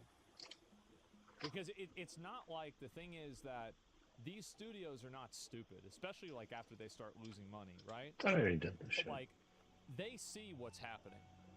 They know what's going on. she'll make the announcement months or a year before it actually happens. Like at Star Wars Celebration, with the intention of stepping down by the end of 2025, you mean? And here's the kicker. 2 final questions. Will you step out as Lucasfilm boss this year? We really don't know at this stage. There's so much going on, Mike. I don't know. Wow. I don't know is probably, that's like a very high probability. Like, nobody says I don't know about stepping down from a major position like that. I mean, really, like, saying I don't know is huge. Am I crazy for thinking that? That's more of a yes? Yeah, I feel like that's it. She's trying to save face, yeah. Now, the general rule with interviews like this, whether it's politics or entertainment, is that if you don't explicitly deny something, well, then it's absolutely happening. It's so funny watching someone trying to deny a leak like this on the surface, while also having to tacitly acknowledge that everything about it is actually true. Again, like an angry child forced to do something against their will, but too proud to actually give in, what you get instead is, fine, I'll do it, but not because you told me to. And you can tell how insecure she is. Well, the reason why is because it probably came out in a way that they weren't ready to release and have a press release and a press plan for it. So it probably caused the stock to go down and it caused investors to worry. So now they have to play defense because they basically had their plan leaked ahead of time before they had it completely finished. So that probably is what happened. This because she keeps hammering this point home again and again throughout the interview. We are in lockstep as to what that's going to be, and I am continuing. I am producing the Mandalorian movie right now, and I'm also producing Sean Levy's movie, which is after that. So I'm continuing to stay at Lucasfilm and looking very thoughtfully with Bob and Alan as to who's stepping in. So that is all underway, and we have every right to make that announcement when we want to make it.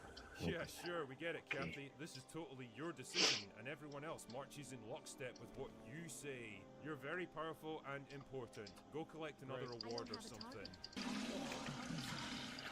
Now, if you add all of this word salad bullshit together, what you end up with is someone reluctantly forced to admit that the rumors are indeed true, while also trying to spin it into something more flattering to her own ego and public image. Yeah, of course. Ultimately, though, I can see two possible outcomes for this. The first is the best case scenario, where she was and still is planning to step down at the end of this year, but wanted to break the news herself at some high-profile event, and is now pissed off that the announcement leaked in a way that she can't control the narrative, so she's...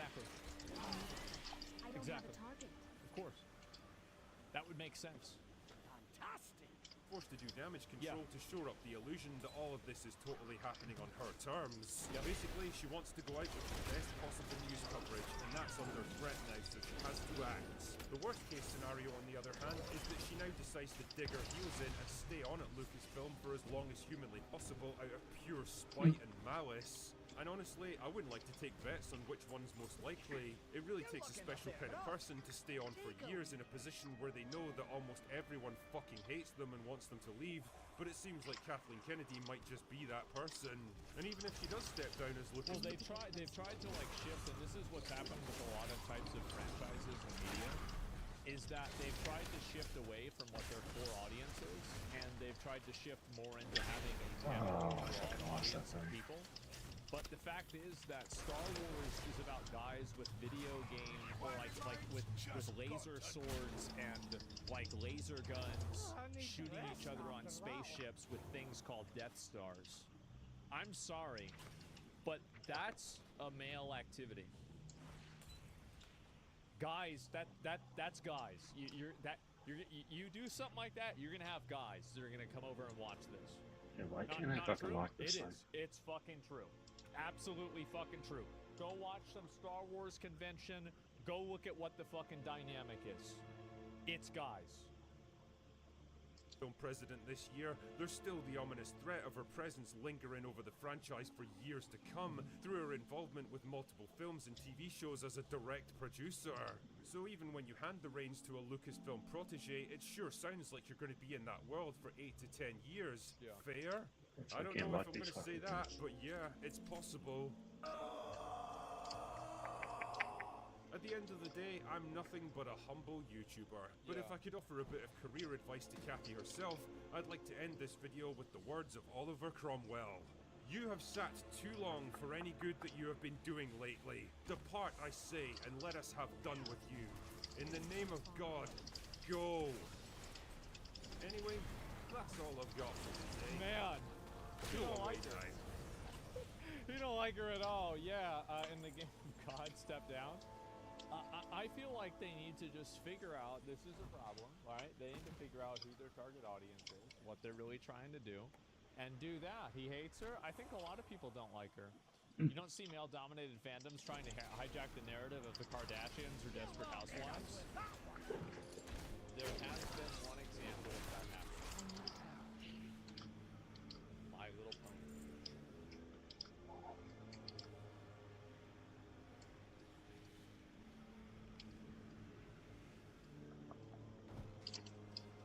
Nobody wants that.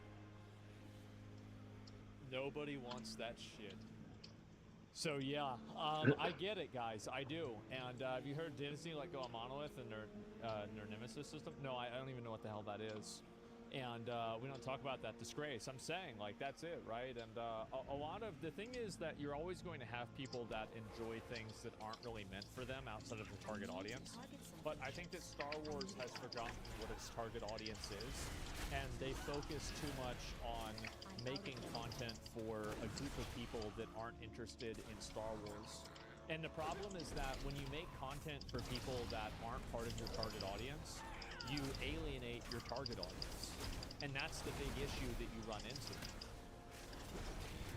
And so, yeah, Halo Show had the same problem. Yeah, it does. And let's see here, best properties have a target audience that naturally collects other viewers in its wake. Yeah, exactly. It's like Warhammer 40k is like this. Like, Warhammer 40k is mainly guys, but there's girls that like it too, sure, definitely. Same as like Magic the Gathering. Like, we had, like, whenever we would do drafts back in the day at the card shop, like, there'd be a couple of girls there, but it was mainly guys. Like, it was like, 25 guys and 2 girls. Like, usually 1 girl, right? And that's usually how it happens. And it's not like a bad thing. And like the same as like if you go to a spa or something like that, and it's a bunch of women getting like manicures and pedicures, there's usually a couple of guys there, right? But that's not the majority. And so if you make your content and you make your like your media or like whatever it is, makeup videos, exactly. Yeah, you've got James Charles is out there. You've got Jeffree Star. For sure, but that's not the majority. And so that's it. Maybe in Austin? Yeah, no, people do that, especially a lot of businessmen get manicures so their hands look better when they do deals and shake hands with people. It's actually quite common. But the point is that that's not the target audience, that's not the majority. And that's really the point that I was trying to put out there, right? That's what I was trying to say. When I went to see Phantom Menace in Manhattan, there were maybe 20 girls in the theater at around 6 p.m. Yeah, it's guys. Like, big fucking surprise. Bunch of guys. That's it. Remember when being a nerd wasn't cool? Honestly, like... No? Not really. Like, I play video games, like... I never had, like, maybe this is weird, like, maybe I'm weird, but, like, growing up, like, I never had anybody make fun of me for, like, what I would do, or anything like that. People say, like, oh, you play video games. I'm like, well, you're fat, like, so who's really winning here, right? I mean, so, like, I just never, like, people never got mad at me for that, or, I mean, like, I'm sure I had somebody say, you know, like, somebody said, like, something bad about me playing video games, but, like, I just never really even considered it. You Sweet Summer Child? No, it's just like bro's heads in a yeah, it's a high school movie or something like that. No, man, like I never had anybody like growing up, like everybody has people like kind of fuck with them a little bit in school, right? Like you get fucked with a little bit in school, that's life. But, and that's a good thing, right? In a lot of ways, because it teaches you how to deal with the degree of friction in your life. But in a general sense, I never got bullied in school. I never had people that were rude to me or mean to me in school, really. You know, like, it just never happened. Yeah, it never happened. And, like, I just, yeah, I mean, I'm trying to think, like, I mean, like, we would, like, because the thing is that, like, we would have people that would, like, throw food at us. But then we would throw food back at them. As a middle school, we have these food fights at the beginning of the day, right? It'd be like 8 in the morning. We'd be throwing spaghetti at each other. What the fuck this is? Yeah, that's bullying. Not really. That's just fun. Like, we're having fun. That was one of my favorite parts about it. Yeah, you want ball back then? Yeah. That's it. Have you had a fist fight? Yeah, I was in like a fight like once or twice in school, but like not really. So yeah, it's a rite of passage. Yeah, you weren't bald back then. That's why you weren't bullied. Yeah, I think that's it. Sports games change the general perception just in time for you? I don't know. I just never, like, as I said, I just never really had a problem. Yeah, I mean, like, so people think that, like, they're not cool because of, like, the kind of stuff that they're into. I just never had that happen to me. Yeah, I just never had problems. Alright, so how the fuck do I get out of here?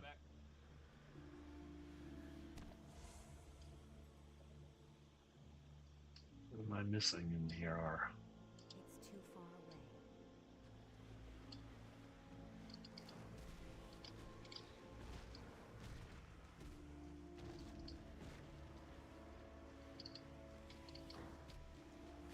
Okay.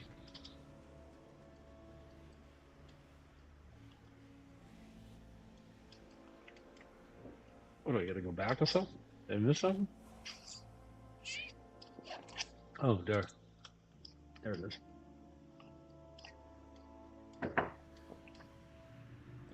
There. There.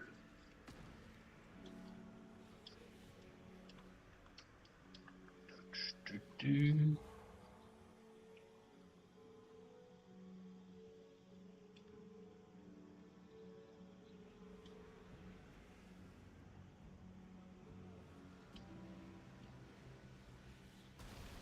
Oh my goodness.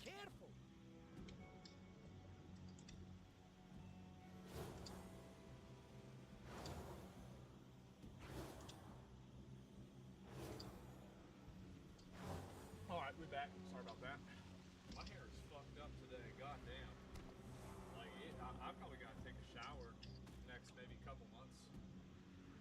get that done. I've been. I was thinking about doing this thing. This is gonna sound crazy. I was thinking about doing this thing where maybe I go and I take a shower every day for a month, right? Where like, cause you know how I did a whole month where I didn't take a shower? What if I did a whole month where I do take a shower? Right? And then like the last day I could be in the hospital. And I would die. You would die? Yeah, exactly, right? And see what happens. Just run through a sprinkler at one day. I used to say a rainy day, shower away. That was one of my things. Use natural soap. I don't even know what natural soap is, man. I need to target something first. You would be so clean that Mr. Clean himself would be proud. Well, the thing is that I am always clean. There's other people that get me dirty. That's the problem. People are so fucking disgusting, but not me. Anyway, we're gonna look at this. So apparently, this mineral deal, against all odds, is gonna happen. It might actually happen. I can't believe it. And let's start right here where we left things on Friday. Ukrainian President Zelensky now says, "Hey, I'm ready to sign that minerals deal course he with does. the United States." This despite his heated confrontation. Why'd they give him? Hey, it's the content president. I need to rest after that one. They have a wrestling belt on. And I'm sure you saw it with President Trump and Vice President Vance in the Oval Office on Friday afternoon. Madeline Rivera is live in Washington with the latest for us. Hey, Maddie. Hi, guys. Good morning. Yeah, despite that spat with President Trump at the Oval Office on Friday, Ukrainian President Volodymyr Zelensky says he remains confident that he thinks his relationship... Everybody acts like that shit's a big deal. Like, it's not a big deal. People get in arguments like that all the time. It's not, like... I bet probably privately it's, like, way worse than that. It's, like, not good that it was public, but... on, like, a personal, emotional level with them, they probably don't... Time to go all out! The United States and with President Trump to be repaired, and like he said, he is still confident and optimistic that they can reach a minerals deal with the United States. He still wants security guarantees, though, but some administration officials say security guarantees are contingent on a peace deal, and they don't even know if peace is possible at this point. That's why they say they're trying to get Russian President Vladimir Putin to the negotiating table. President Zelensky has thrown off the sequencing, and let me tell you the tragic part of this.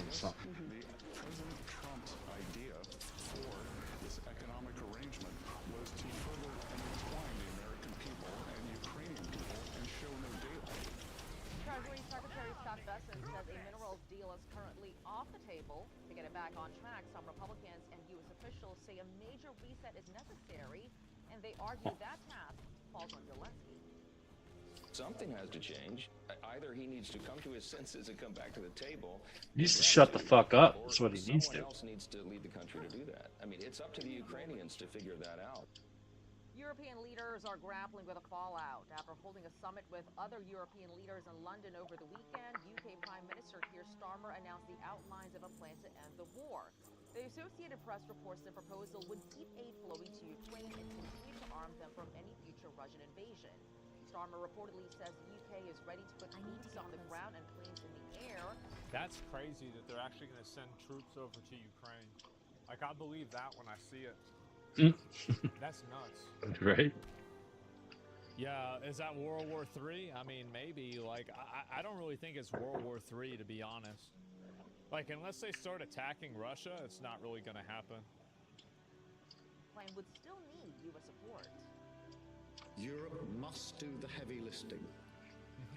But to support peace in our continent and to succeed, this effort must have strong U.S. backing.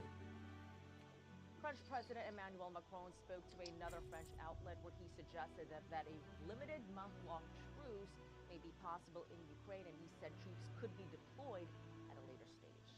Yeah. Lawrence D. Bryant, NBC. So, Maddie, when he left Washington So, on Maddie. Friday, he said, I was not ready to sign that deal. 48 hours later, I'm ready to sign that deal, right? Good. Well, yeah. Fucking little weasel. Yeah, fucking obviously, right? Like, I mean, that makes sense. What a surprise. Yeah. No, I mean, of course that's what's going to happen, because The thing is that he did not say that. He never said that. Well, we'll see. Not until we see it. That's a good point. I wouldn't be surprised if he came back and did it, though. I'll tell you that. You know, we saw documents of this deal on Friday. the fuck is Our this Jackie thing? Heinrich sent it out, but they were not signed. Of course, that means nothing was There's a completely call agreed to.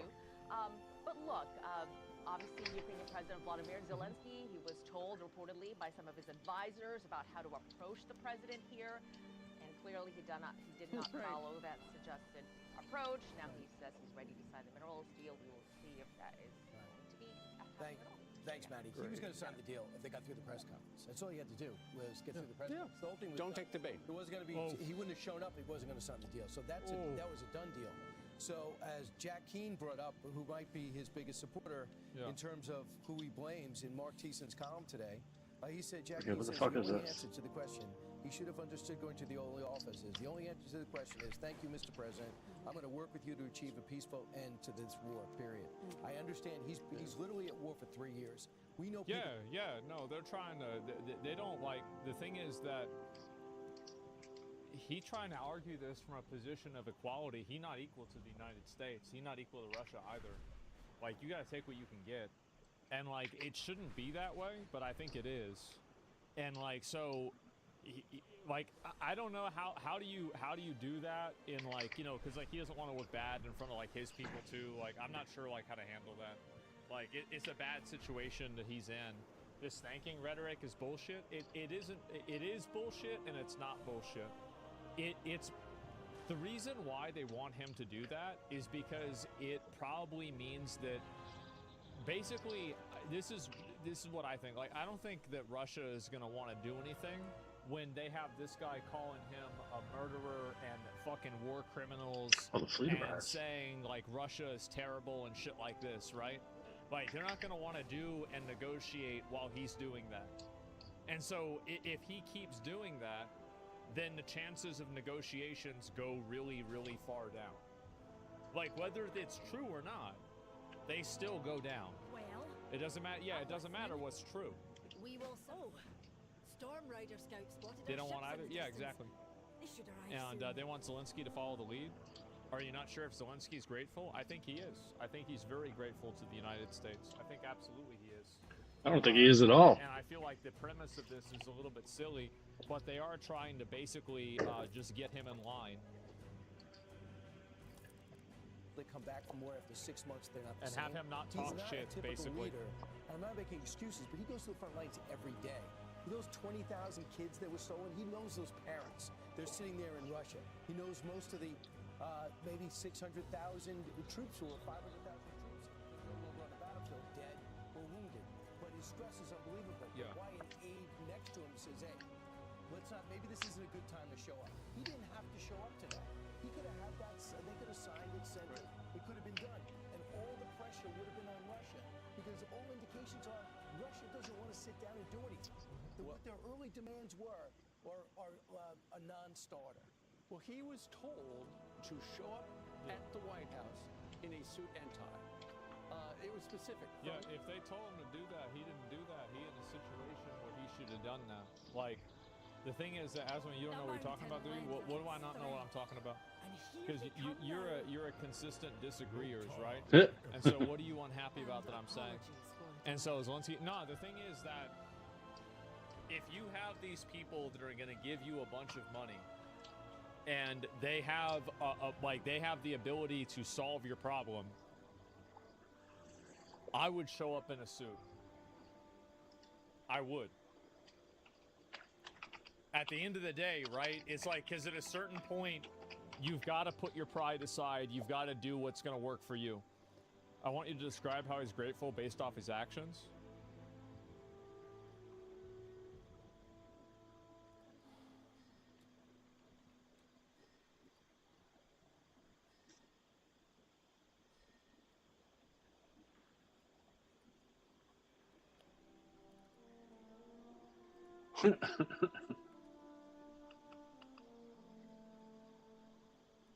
Mr. President, with respect. Thank you. America's leadership remains solid. Thank you. All this for our great people. Thank you so much. And I thank every American, every in the world who is helping for every life saved in Ukraine. All my appreciations from my heart, from the heart of Ukrainians, all Ukrainians, from our nation, strong nations, all the appreciation to you, first of all, Mr. President, for your big support. And I want to thank all Americans, each and every one, leaders and ordinary people who see this reality, who know how important it is to protect freedom now, who support Ukraine.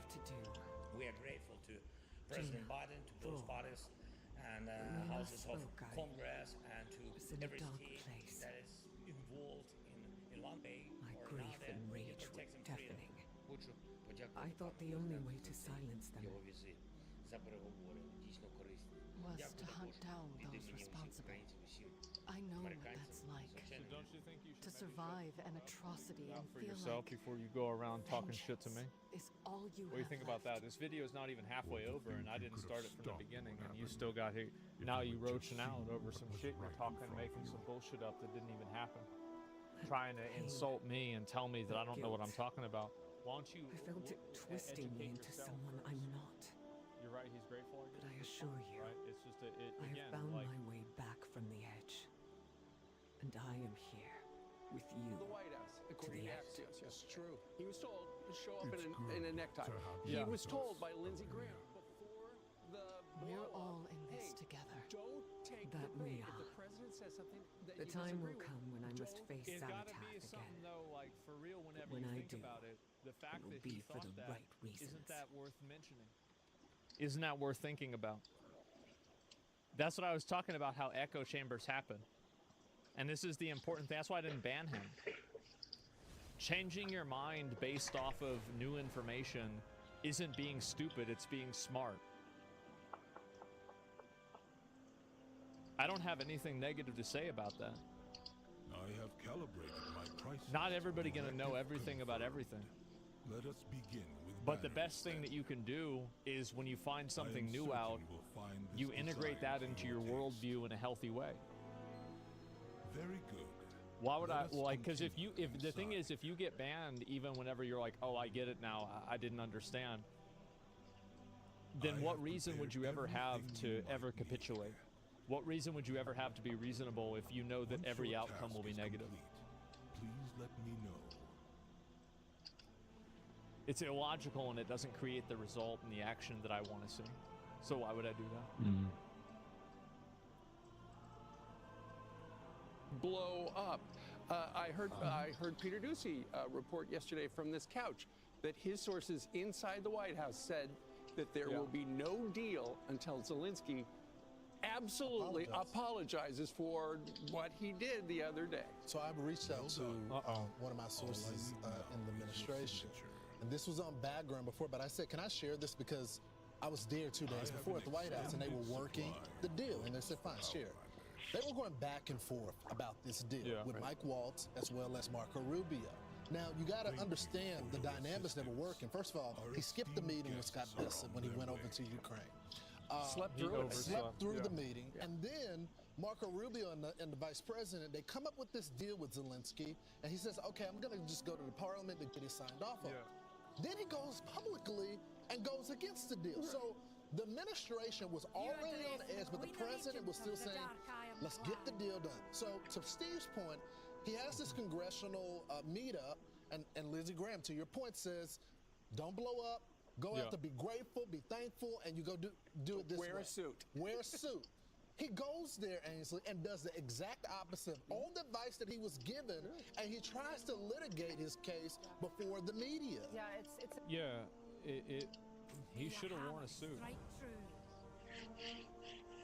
Like, if they told him to wear a suit, he should have worn a suit. Three hammers stand as one.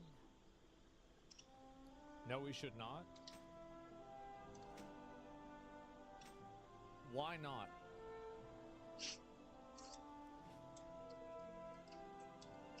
Why not? We will rebuild the strength of the Alliance. Solidarity with your soldiers? What do you think the soldiers are going to care more about the war getting ended and having the United States be on their side more? Or are they going to care about him, what he's wearing? Right? Come on. They're going to care about keep getting killed or what he's wearing?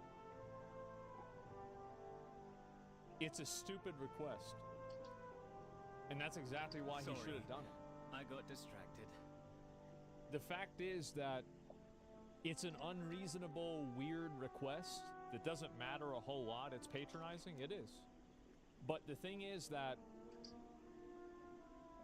when you are in charge of something, especially people's lives, I have validated your an ego estimation needs to for not the exist.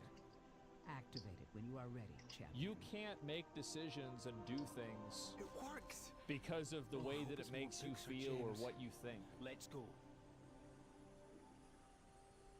That's it. You can't do that.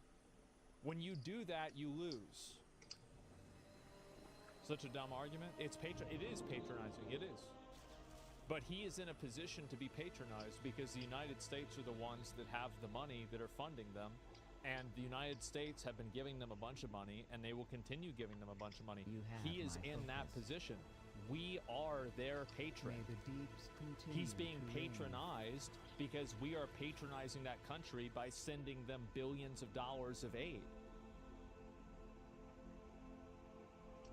That's it.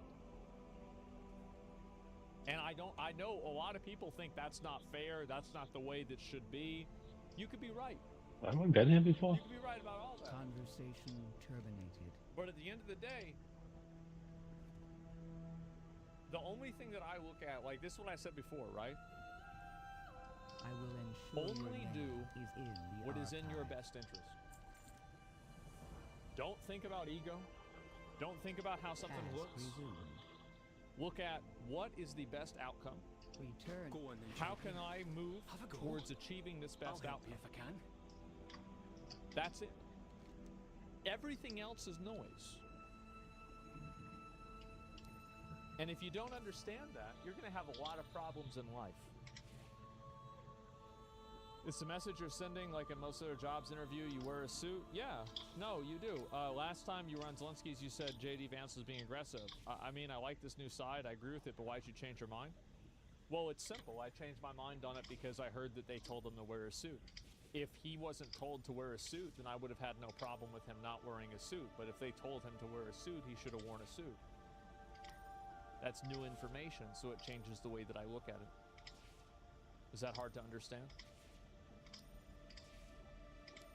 When you got people giving you billions of dollars and they say jump, you say how high. I now That's have bullshit. access. That's fine. That's bullshit. That's bullshit. Sounds like that's a great tweet. But that's a great Reddit post. That's a great thing that you tell yourself while you're in the shower thinking about a conversation that you had 4 years ago. But it's not effective.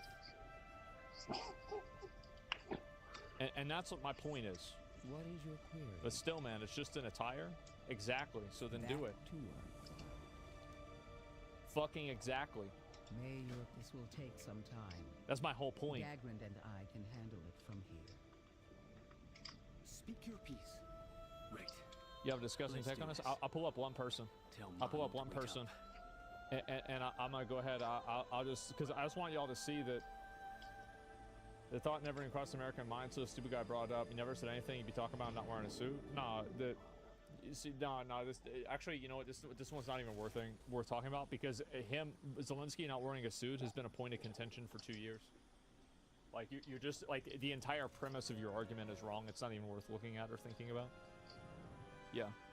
It's just you're mad about something that didn't even happen.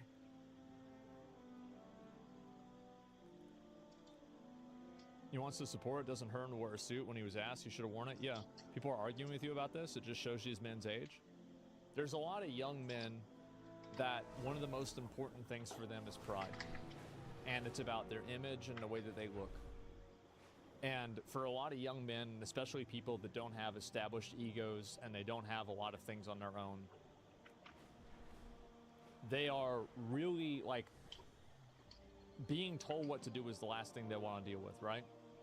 Trump as well. Trump is very prideful. He is, but he's the one in control. So you have to play to his. You have to play on his side. That's the way it works. You ever had an asshole boss, but you still got to say thank you, sir. Your suit looks nice, sir. Good job, sir. Funny joke, sir. Absolutely. Suck it the fuck up and deal with it. You're making decisions for millions of people. It's not about you. Make the right decision for the most people. That's the way I see it. And if they told him to do that, he should have done it. That's it. May Freya guide you. And also, by the way, I pray that you are never in a situation with a person like that that is willing to put your security, your quality of life, or your safety on the line to maintain their own pride. It's a very bad position to be in. It's amazing that we have helped them so much, given them so many resources, so much money, so much equipment, and that is the way he was treating our president and J.D. Vance in the Oval Office. He wants more. He's saying he told the BBC he's still willing to have a constructive dialogue with the United States. He said, I just want the Ukrainian position to be heard. We want our partners to remember who the aggressor is in this war. Here is Secretary Marco Rubio. I really am puzzled why anyone thinks that trying to be a peacemaker is a bad thing. It's only a bad thing when it's Donald Trump trying to do it. I would ask everybody this. If there are no negotiations, what is the alternative? Another 4 years of war, another 3 years of war, in which the United States and Europe continues to pour billions of dollars into a war in Ukraine? Is that the alternative?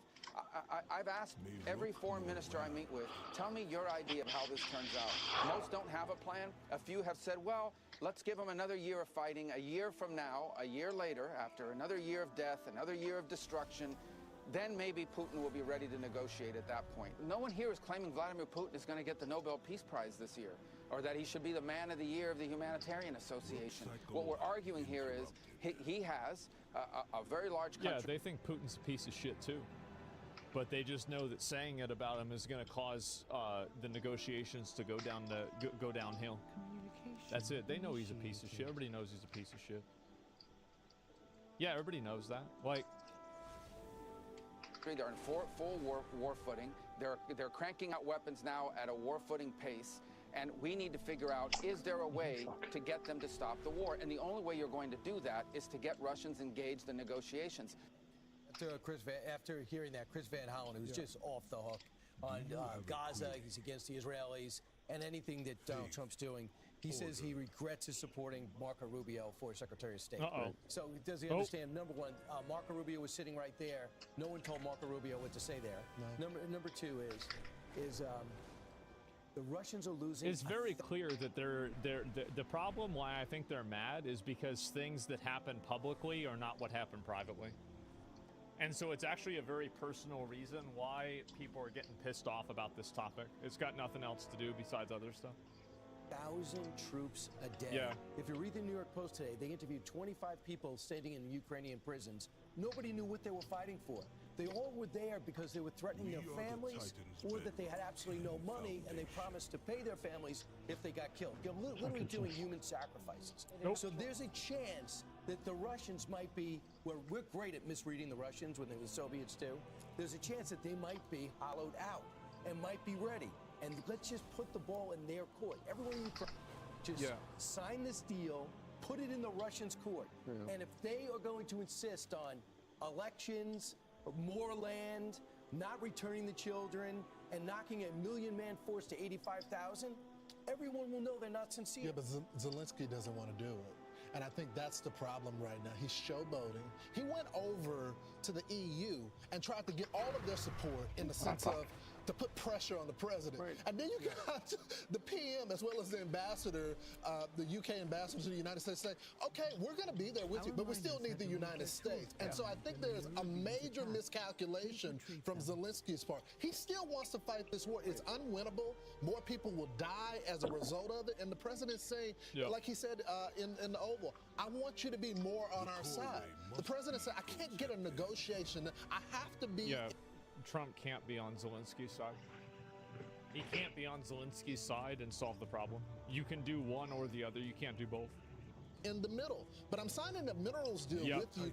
That is your strategic support, but that's not enough for Zelensky That's right. Netanyahu has to deal with his right wing. He's got a right wing. And there's a right wing of Zelensky that says you better not agree to stop fighting. They invaded us. They killed our families. They're destroying our infrastructure. Yeah, of course. We're doing damage. Well, so he can't just, he is not a dictator. And it's still, he is still dealing with a democracy and a parliament. It's still unclear, though, if Vladimir Putin will agree to a deal. Oh, That's my point. Well, here's the thing. Yesterday, the foreign minister of Russia, Lavrov, said that he saluted Donald Trump's common sense on the issue, even though they don't align on everything.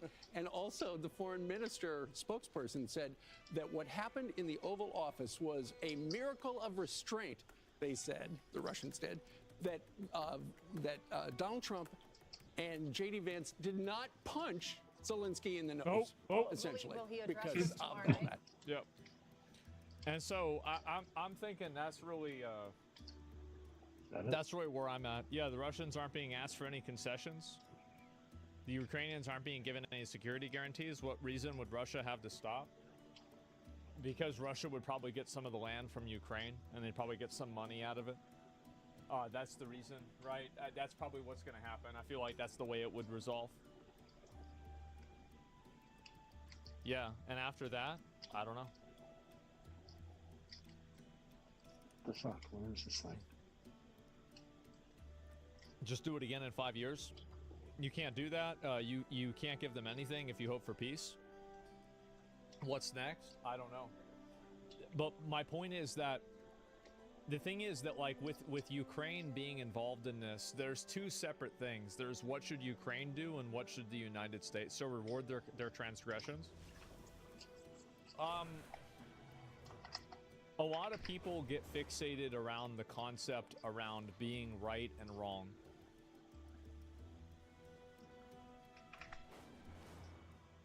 And that's not the right way to look at things. It's naive. Yeah, it's just naive. Like, the fact is that Russia is more powerful. Isn't it interesting that every single time in history, the good guys win? What are the odds? What are the odds? Wow, what a surprise. Interesting. Yeah, so interesting. This is just how it is. Russia's not so powerful. They're not whenever we are arming Ukraine and they're being armed by a bunch of other people. But if we stop arming them and we stop supporting them, then are they going to be able to push back Russia?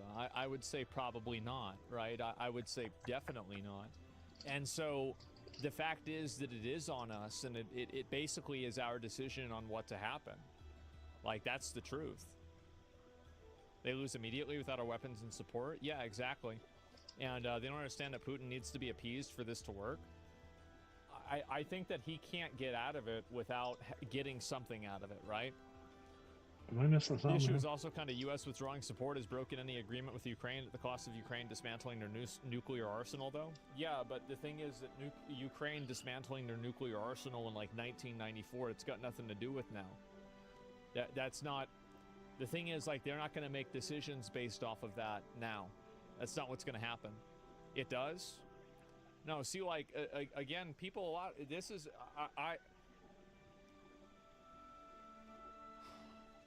This is the way I look at things. And agreements are for nothing? Yeah. Yeah, definitely. They are. And if you go back in history, you're going to find all of history is littered with broken agreements. Everything. It's all littered. So many broken agreements. All the time that happens. Times change. Yeah, exactly. And so the fact is that the only thing that matters is who has power, who has the ability to exercise that power, and to what extent can they exercise that power. That is what matters. Everything else doesn't matter. Like the ideology, who's right, who's wrong, who did it first, who should be rewarded, everything like that's all bullshit. None of that's real. What's real is the ability to exercise force on somebody else and kill them. And if they can kill you, It doesn't matter if you're right when you're dead. And that's it. And that's the point that I'm making. Yeah, the fact that they don't have nukes now is the reason Putin thought it was okay to invade. Ukraine not having the nuclear deterrent is the reason. I think it's one reason, right? It definitely is. Which is why Trump is a retard. We're weakening Russia by proxy, and he wants to help Putin because he's a traitor to the U.S. I think that weakening Russia by proxy through the Ukraine war is actually a pretty good argument, and I'm okay with that. Like, I'm actually not against Ukraine. I've never been against Ukraine. I'm just saying that, like, there are some cruel realities to this that I think a lot of people are unwilling to accept. And I think the reason why, I think again, like, the reason why that happens is people are just afraid of it, right? They don't want to accept that. They don't want to believe that's true. And so they don't want to say it. Can't say this nicely. Yeah, exactly, right? And if Putin attacks our minerals, it's a declaration of war on the USA. Didn't have that last ceasefire, so trusting Putin is not required. Guaranteed right? Security guaranteed right? I think that's an implication of it. Yeah, definitely. Chad, acting like people never stop paying things despite an agreement or miss bills or other agreements. What do they think bankruptcy is? It's people break agreements in many ways. They do. They break agreements constantly. And Russia breaks agreements, the United States. Remember, like, we promised that we wouldn't expand NATO, and then we expanded NATO. Like, the only thing that matters is power and the ability to wield power. And everything else is secondary to that.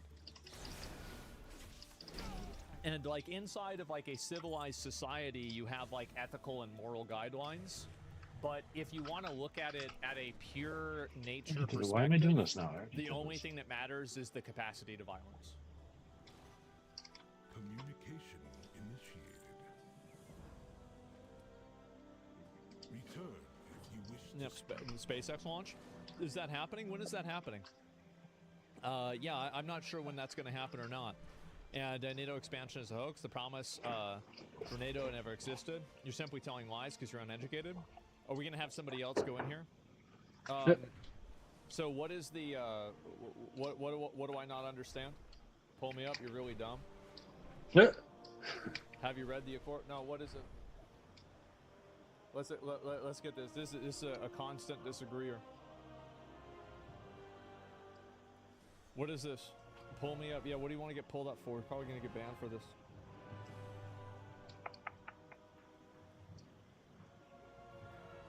I can already see retarded Twitter people calling you pro-war. That's because a lot of people on the internet are very young and they're idealistic.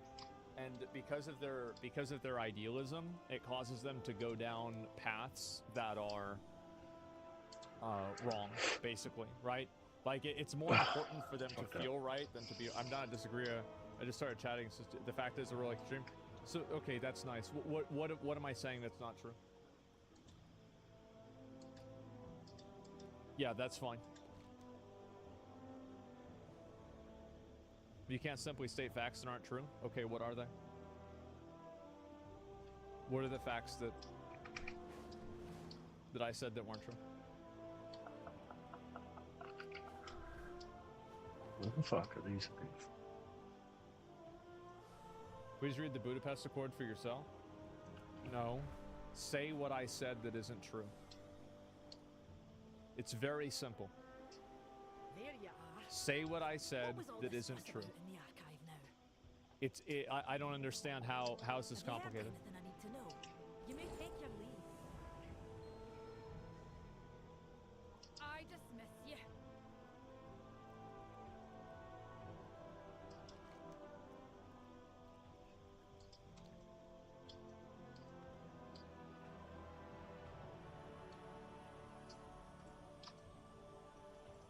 Bro, try to be an example. I gave you the chance to explain yourself. There we go. You don't want to do that. You can't explain it. That's not going to happen. Like, I gave you a chance. I would have listened and responded to it, but that's not what's going to happen. I asked you to say what it was. It's not it. And it's that simple. Always the same chatter that says you're dumb. What am I wrong about? Can't named argument gets banned. Yep, this right here, gentlemen. This is the this is the Asmongold ban appeals pipeline right here. Yep, You're dumb. What am I dumb about? I don't know. And then you're banned. Yep, there it is. Bro literally could have said anything. I know. I've noticed bold claims when called out suddenly become less bold. Yeah. Stick with Rumble? What the fuck is he? This is it. And I just want you guys to see that a lot of these these disagreeers and people like this are just it's just there's no thinking behind it. They're like, I'm mad, I don't like what you're saying. Like, stop saying this. I'm mad that you're saying this. Like, what is it? Ban them? Yeah. But there's no actual real thinking involved with it at all. Complete. Speaking written. Let me explain to Ban Dude's point about NATO expansion. I'm not going to waste a million fucking people's time and shit like that looking into it, right? There's a million people that want to get pulled up so they can have their hot take put up there. But, where the fuck is she? It's that simple. You know what? America loses a lot if Ukraine loses too. I don't understand your position about America being the big charity here. I don't like. You're not even seeing like. Have you ever considered that it's a multifaceted problem and one dimension of evaluation isn't an accurate representation of what the problem is? I think the U.S. should keep supporting Ukraine. Did you find something? I do. Like, I want the U.S. to have the mineral deal with Ukraine because I think that will guarantee Ukraine a degree of security. That's my ultimate opinion. Now, if I say that, and then I say I think it was a mistake for Zelensky to not wear a suit, both of these things can be true. Like, if I'm talking about one aspect of this, then yeah, sure. This doesn't mean, yeah, this isn't Ukraine bad, Russia good. Yeah.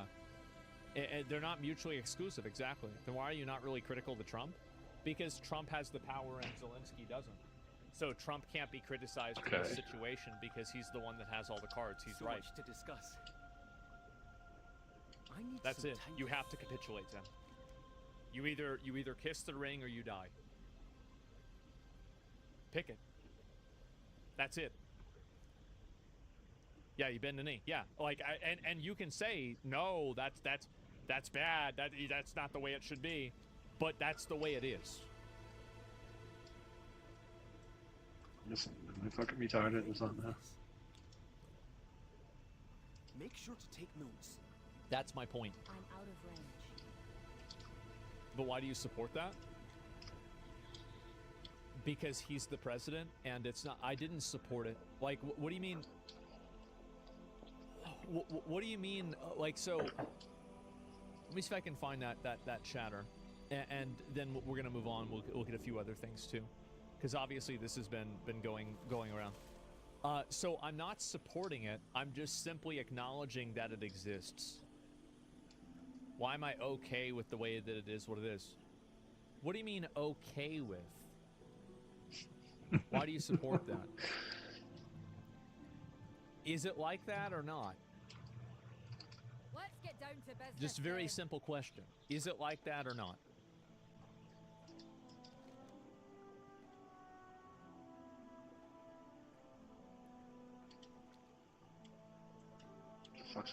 Like, where's this dude?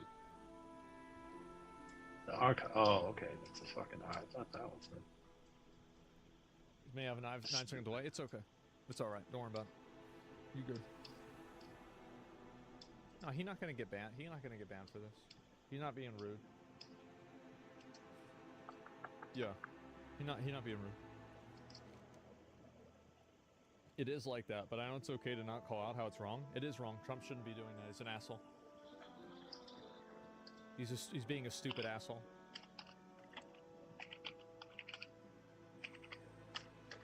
Yeah, he's a fucking dick. Like, he's a massive dickhead.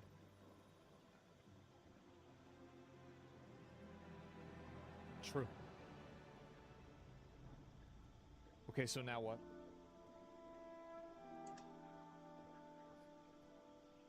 Like, yeah, you guys need a taxpayer rank? Yeah, you typed that 15 times. You can stop typing. I think many think you don't feel that way.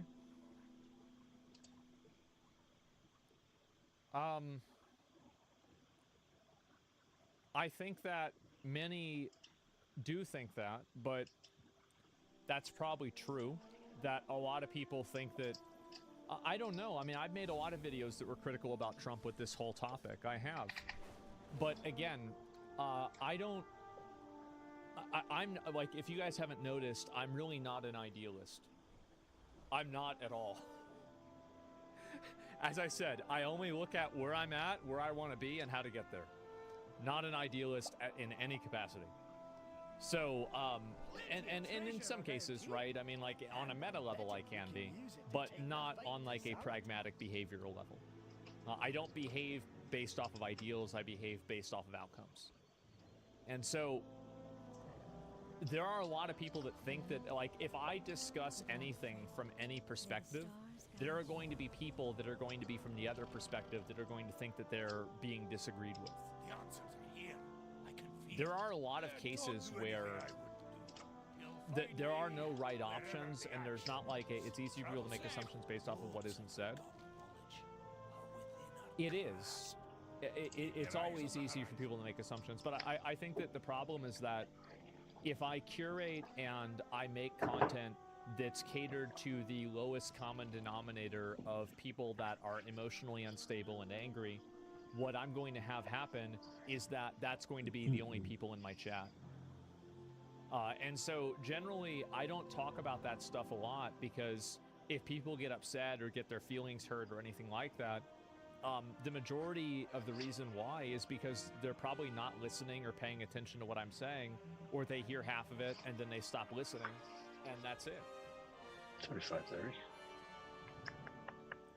So they know what they say without assumptions? Yeah, exactly. That happens is real, and they spend so much time cheering Trump circus that if you're actually critical of the circus, it'd be nice to hear a voice like that once in a while. I mean, I don't know about that. I feel like a lot of people overestimate and overstate the amount of things that I say that are positive about Trump. Like, if I look at, for example, if I look at this video, and I look at the different Trump videos, right? This is another one, right, where I'm talking about that. Like, I'm critical of Trump in this video as well. I'm critical of Trump in this video. I am critical of Trump in this video, and also in this video. I think you're fighting with ghosts, to be honest. I think you're inventing a problem that doesn't exist, and you're just upset because you're hearing something that you disagree with. That's it. And also, there's a lot of things where I'm, like, positive about Trump, right? Because, like, I think that, like, he's doing a good job with other things. And so, like, both of these things can be true simultaneously. People just complain. Yeah, what I've learned is that the position that I'm in and the fact that I don't really provide one-sided coverage for things is something that gets me into a lot of trouble with both sides of people. Because a lot of people want to hear one side and they don't want to hear the other side at all. But I want to let you guys know that no amount of crying, bitching, moaning, getting mad, Reddit posts, comments, or anything like that is going to divert me from my course or make me change direction for what I'm doing. I'm just going to keep doing the same thing no matter what. And so if people get mad about that or they cry about it, that's fine. But I think that I'm doing it in the right way. And so I'm going to keep doing it in that way.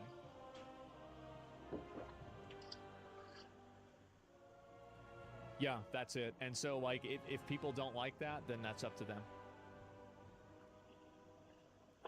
If you're pissing off both sides, it means you're most likely right. Yeah, I agree with you about.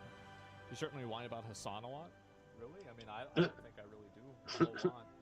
I mean, if Hassan does something I disagree with, I might talk about it, but other than that, it's not really that big of a deal. Yeah, honestly, I think, as I said before, I think Hassan should be thanking me. I think that I'm one of the only people that gives him fair coverage. If you look at a lot of the other commentators, people look at Hassan in a very one-dimensional way. And I think that I've been extremely fair, and I've gotten a lot of negative feedback because of being fair. Because people think that I'm like trying to, like, you're right back. You know, help him or something like that. So no, I've been massive, and I will continue to be fair as well. for good and bad. And so that's it. You're not? No, I think I'm one of the only people that does commentary that actually is unbiased about it, or I at least attempt to be unbiased. Right? I think that many other people do not even attempt to be unbiased.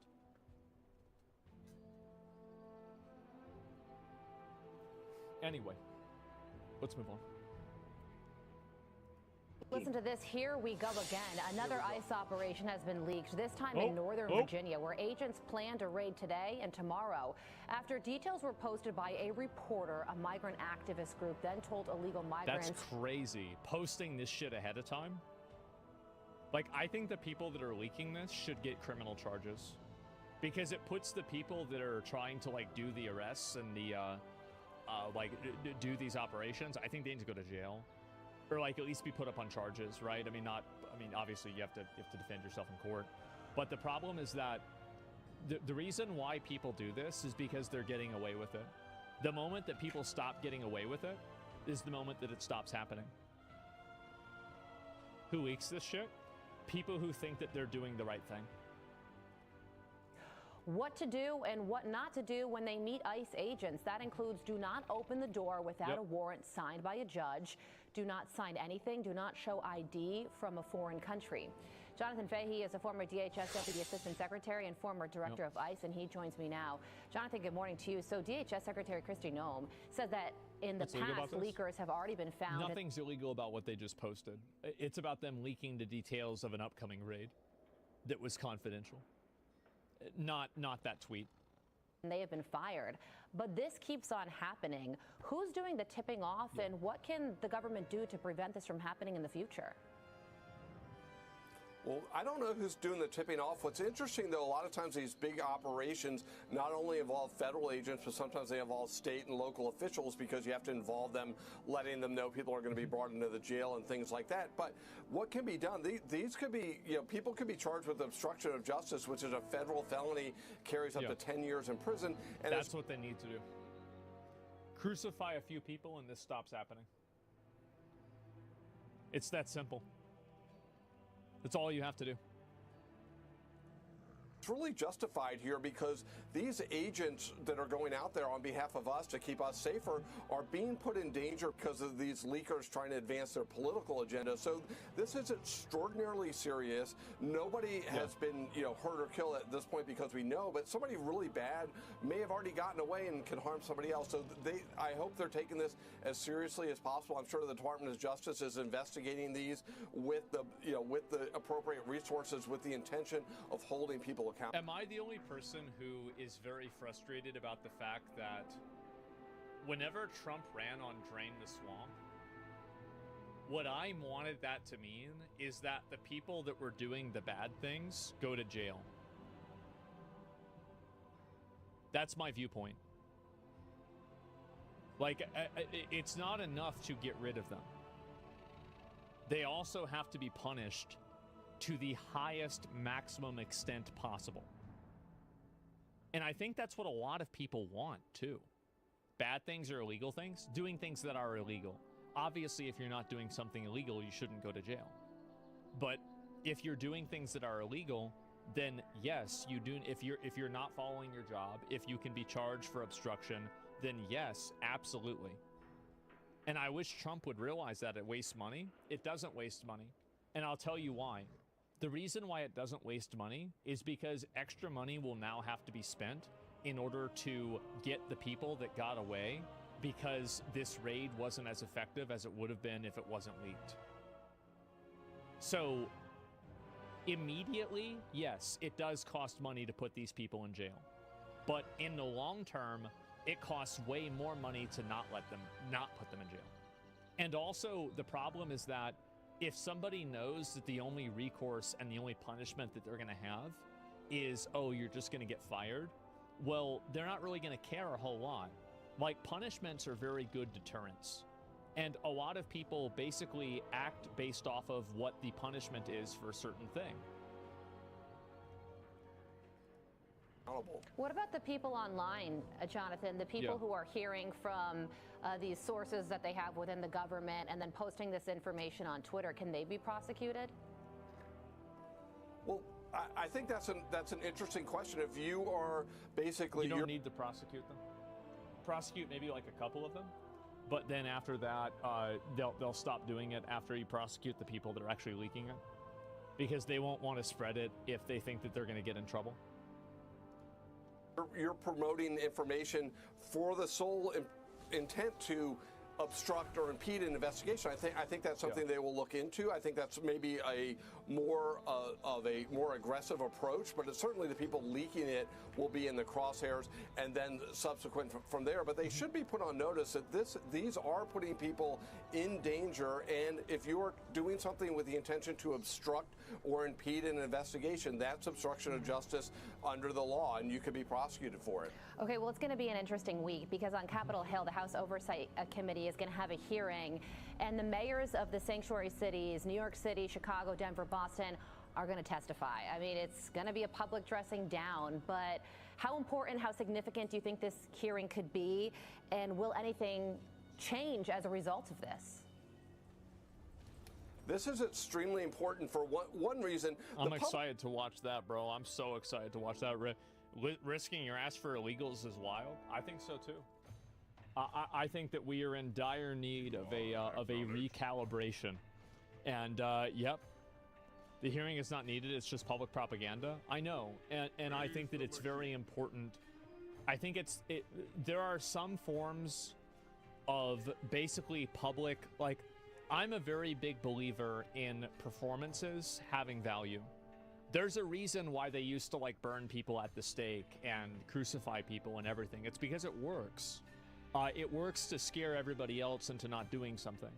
And so every once in a while, it's actually a really good idea to take somebody who's doing something wrong and then publicly humiliate them and just put them through the ringer as much as possible. Because that's something that is effective because it scares everybody else from doing it. It's very, very, yeah, you make an example out of them. It's very, very effective.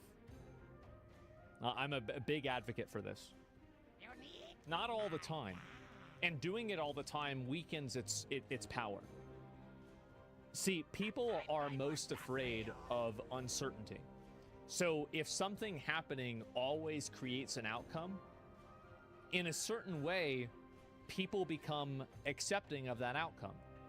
But when you don't always do it, and sometimes you do it, and you are extreme, that's what's really scary.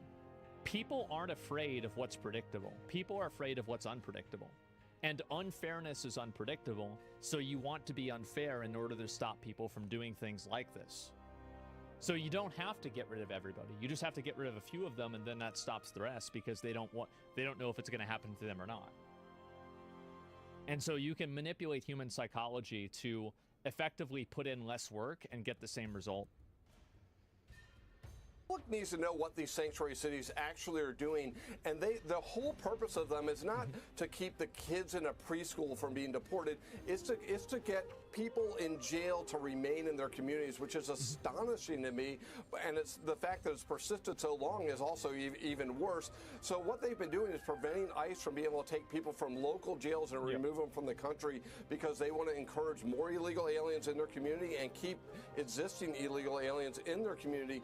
But the one thing that's also really interesting, these mayors are walking a fine line. They've been doing this a long time, but it certainly doesn't mean it's legal. There's an offense under federal law called harboring, which means if you're doing anything to shield, conceal, or harbor an illegal alien in this country or in the community, or encourage somebody to reside here illegally, that's a federal offense called harboring. And these policies, as well as the That's what they need to do. They got to get them. And as I said, I am extremely frustrated about the fact that a lot of these people who are supposedly doing all of this fraud and these bad actions, none of them have been brought to trial. Because without that, it's like it doesn't matter to me. It's not enough to solve the problem. Because solving the problem now just means the problem will happen later on. You have to set a precedent that if you create this problem, your life will be ruined. And if you do that, you have a lot less people doing it. You need punitive action? You do. Do you think there's such a good thing as a good illegal immigrant? Yeah, of course. Of course there's a spectrum. I mean, any reasonable person could easily acknowledge that. That there's obviously a huge spectrum between some people who are illegal immigrants who don't cause any problems and some that do. That doesn't mean that those people should be allowed to stay, but it means that they're not actively causing problems in the same way that other people are. Of course. It's common sense.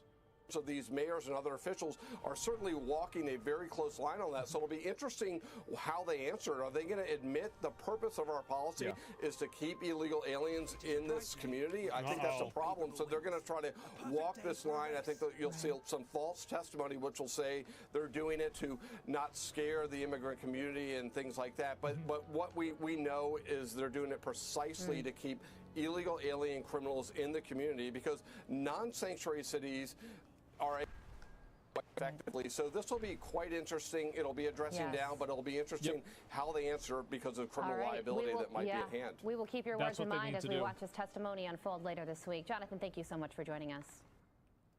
Yep, the media's bored the lines between the ones that ran over the fence, the ones who've been here for 13 years of the business and pay taxes. It's very disingenuous.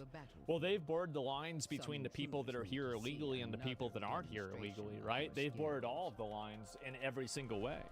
That it's been an active goal that they've had for the entire time. There's the video right there. Close to get to aliens. Yeah, exactly. And so they don't pay taxes. They do in some cases and not in others.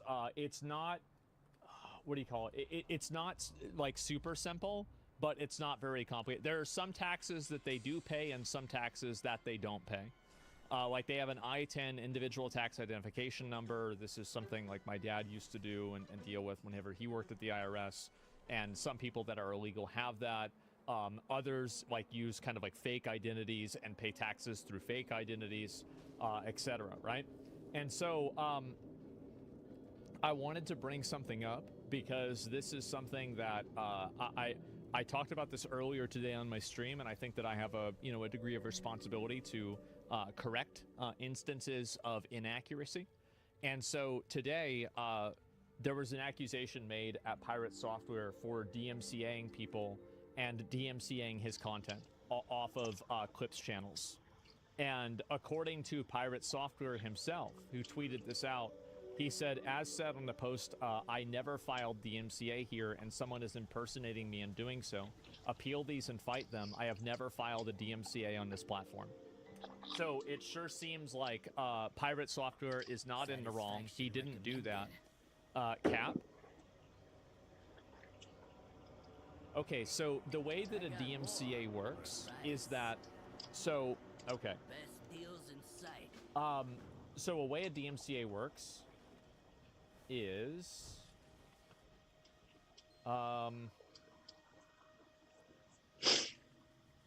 basically,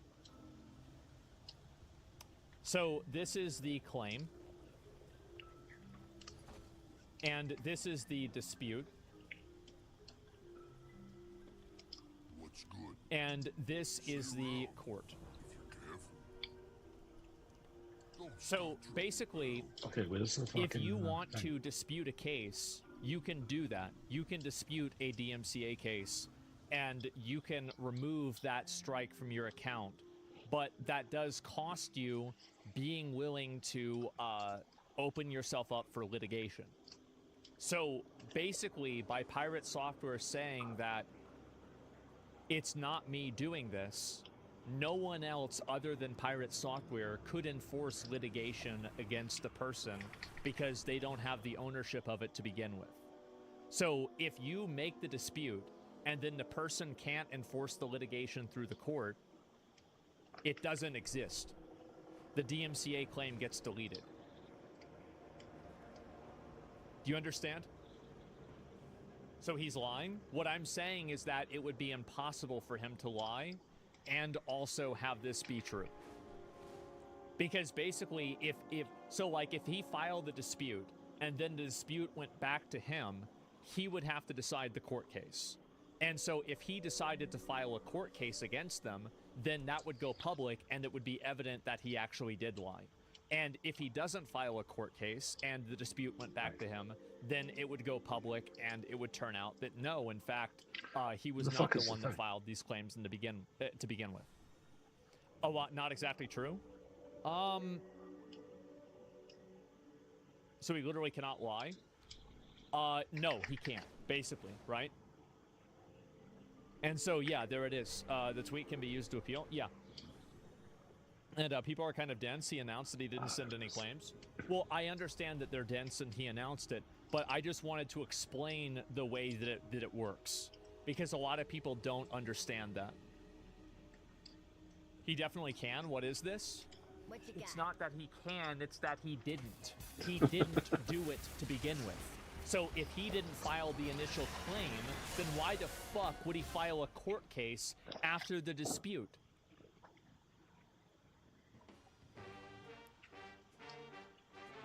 So I do want to say, good to know, I've counterclaimed and quote retweeted you.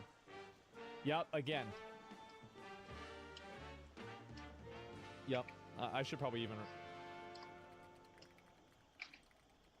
It's up to me too.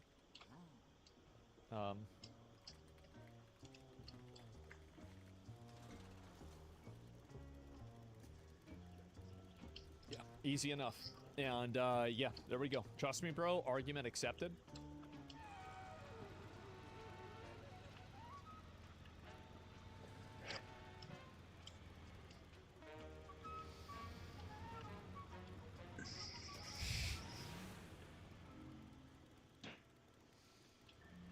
Man. What a day. What a day. I even drew a picture for you and you still getting upset. Pyromancer talking shit? What's he saying? What's Pyromancer mad about? What's he mad about?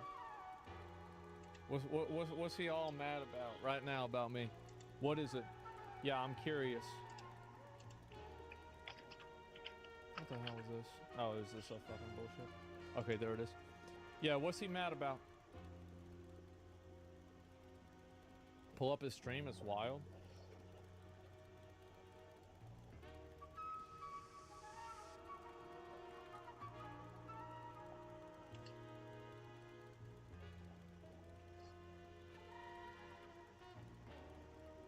I want the timeline where you two collab on some lore. Ooh, Taliesin and I. It's available sub only. What about clips? Someone just got banned from the stream. Dude, why'd you ban me?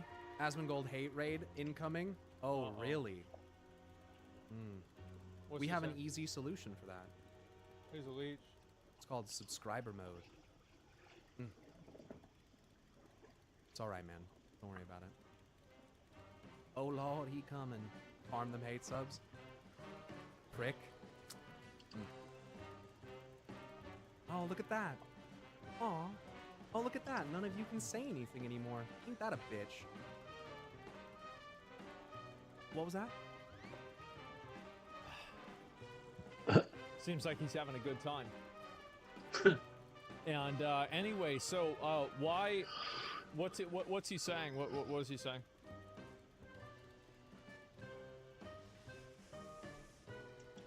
Yeah, what pussy? I mean, yeah. I mean, what was he saying though? Like, I mean, what's this SpaceX thing that's happening? What's this SpaceX bullshit going on?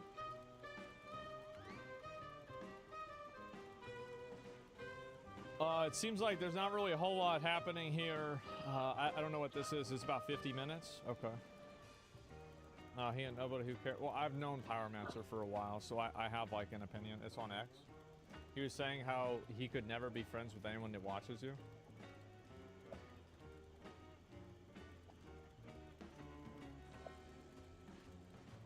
You gotta understand that. Huh. You gotta figure out that, like, I mean. All right. I'm trying to think of the how can I say this in a way that.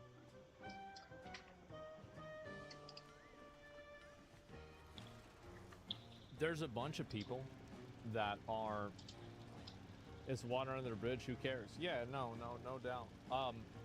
People always have opinions about me, and they always want to say different things, but you got people every day chirping up and chatting out and talking about this stuff, but at the end of the day, it's how you kill discourse. Yeah.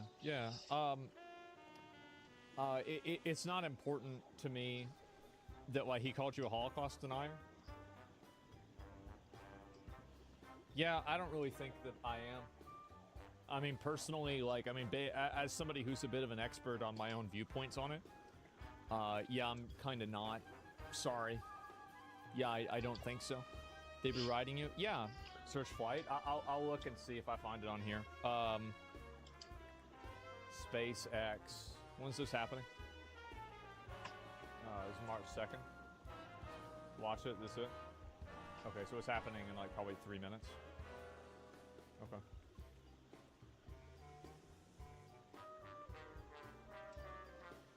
Yeah, they start it in a few minutes. And so anyway, do people, what do you call it? Do people deny being Holocaust deniers? I mean, I feel like that's like a second level, right? It's like Inception, but such a small-minded perspective to have. The thing is that I have a lot of people that, you know, like the channel, like we upload a lot of videos every day, and in the process of uploading all those videos, you have a lot of people that have opinions about the videos, and they're going to get upset about it. I also talk about things that are like really,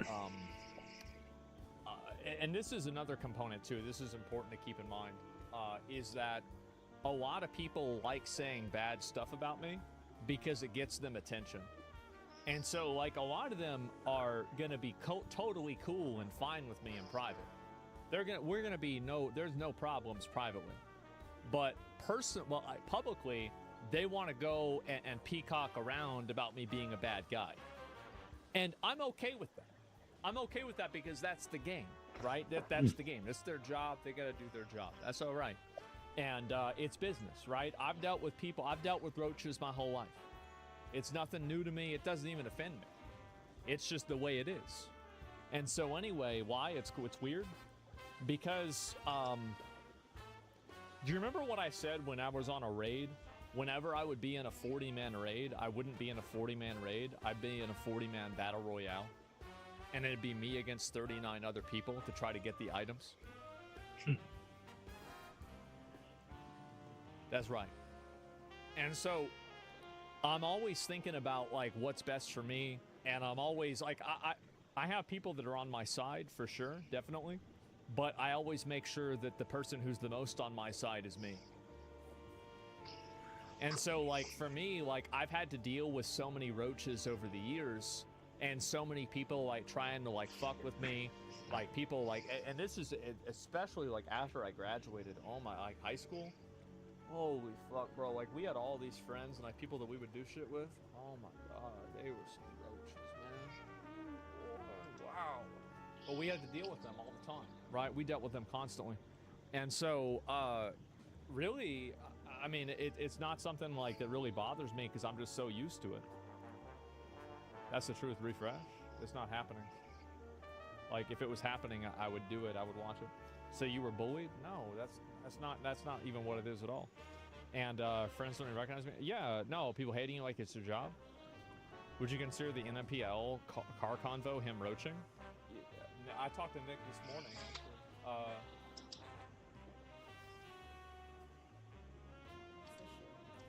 And as we know, Republicans... To what extent is immigration as an issue part of your problem with working class voters? I mean, I guess my question would be, what does the word problem mean? People voting for the other side and not for you, yeah. feeling that Democrats are not serious about the issue in ways that concern them. I think that we have a problem on immigration because of the lack of progress that we've had on this issue. And as we know, Republicans weaponize that lack of progress. Of course, there was famously a bipartisan bill last year that Republican majority in the Senate and also in the House were willing to pass. President Biden was willing to work with them on it. And Donald Trump said, do not solve this problem. As long as it is broken, then it will be politically beneficial for us. And so it is a problem not just for Democrats, it's a problem for the entire country that Republicans do not want to solve any sort of issue with immigration. They are completely uninterested in addressing undocumented people, in addressing a path to citizenship. Well, they do want to address undocumented people by removing them. I mean, that's what the president is attempting now.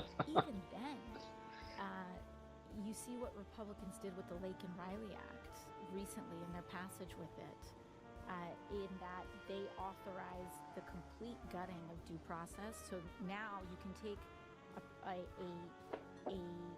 DACA recipient, a dreamer, just accuse them of a crime and deport them. And however, they also understand that they don't even have the infrastructure to do that. So they're actually creating not just it's not even about creating a deportation pipeline. They are creating a private prison camp pipeline. So what?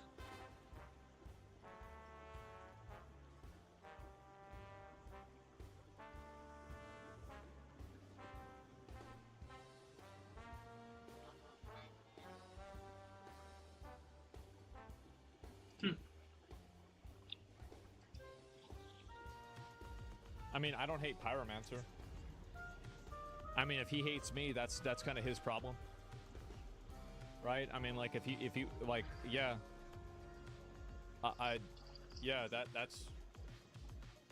that's not on me, right? I mean, like, what the fuck? Like, this is the thing, right? Is that I'm gonna be 35 this year. What the fuck am I doing thinking about this shit? What am I doing thinking about this bullshit for?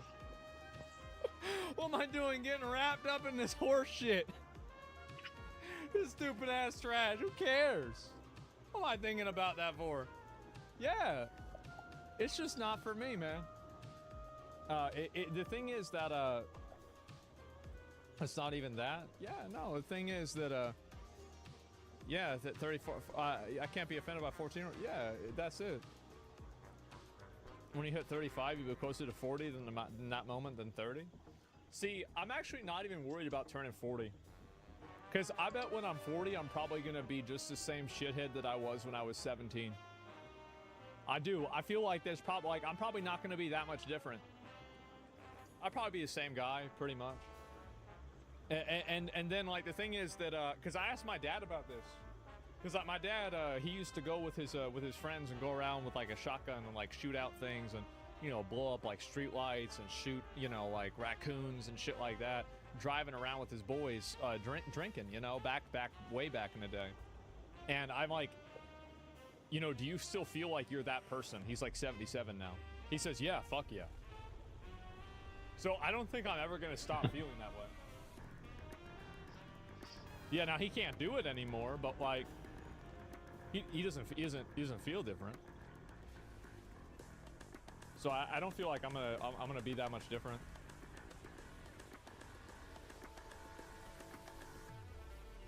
Oh, look at that.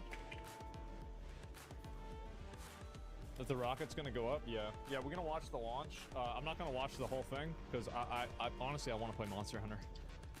But I got to Hunter rank 15 off stream last night, and so I'm ready to fight the new monsters, and I want to knock some of them out. But we'll watch the beginning of it for sure. Absolutely will.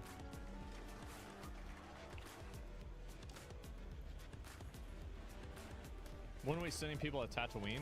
Oh, I don't know. You gotta watch the booster catch? Yeah, if they do that, right? If they do that. I turned 40 in June. Oh. Other than being fatter, I feel like the same. Yeah. What a gorgeous view. Yeah, I got a lot of friends like that. On your screen from Starbase, Texas. Damn. It is 5:05 p.m. Central Time here, and we are looking forward to tonight's launch of What's that the smoke? most powerful rocket. No, I want that. Senior Quality Systems Engineering Manager here at SpaceX. And I'm Dan Hewlett with SpaceX Communications. Welcome to our first ever broadcast from Starbase's new Star Factory building. I've been waiting a while to say that. They gotta run out of Star Wars. Super excited. We are just a little over 39 minutes away and counting down to a liftoff at 5:45 p.m. I'm gonna watch this 30 minutes. And if you were wondering, yes, that is the pad just behind us. Now, just over 1 month ago, we saw the second ever tower That's launch crazy. of the Super Heavy booster there at that pad. And that was also the first ever flight of the next generation of ship, which successfully lit all 6 Raptor engines and flew for several minutes before contact was lost. That's right. We completed our investigation following that mission, made a number of hardware operational changes for today's flight. We're going to detail all of those in just a few minutes. Important to remember, though,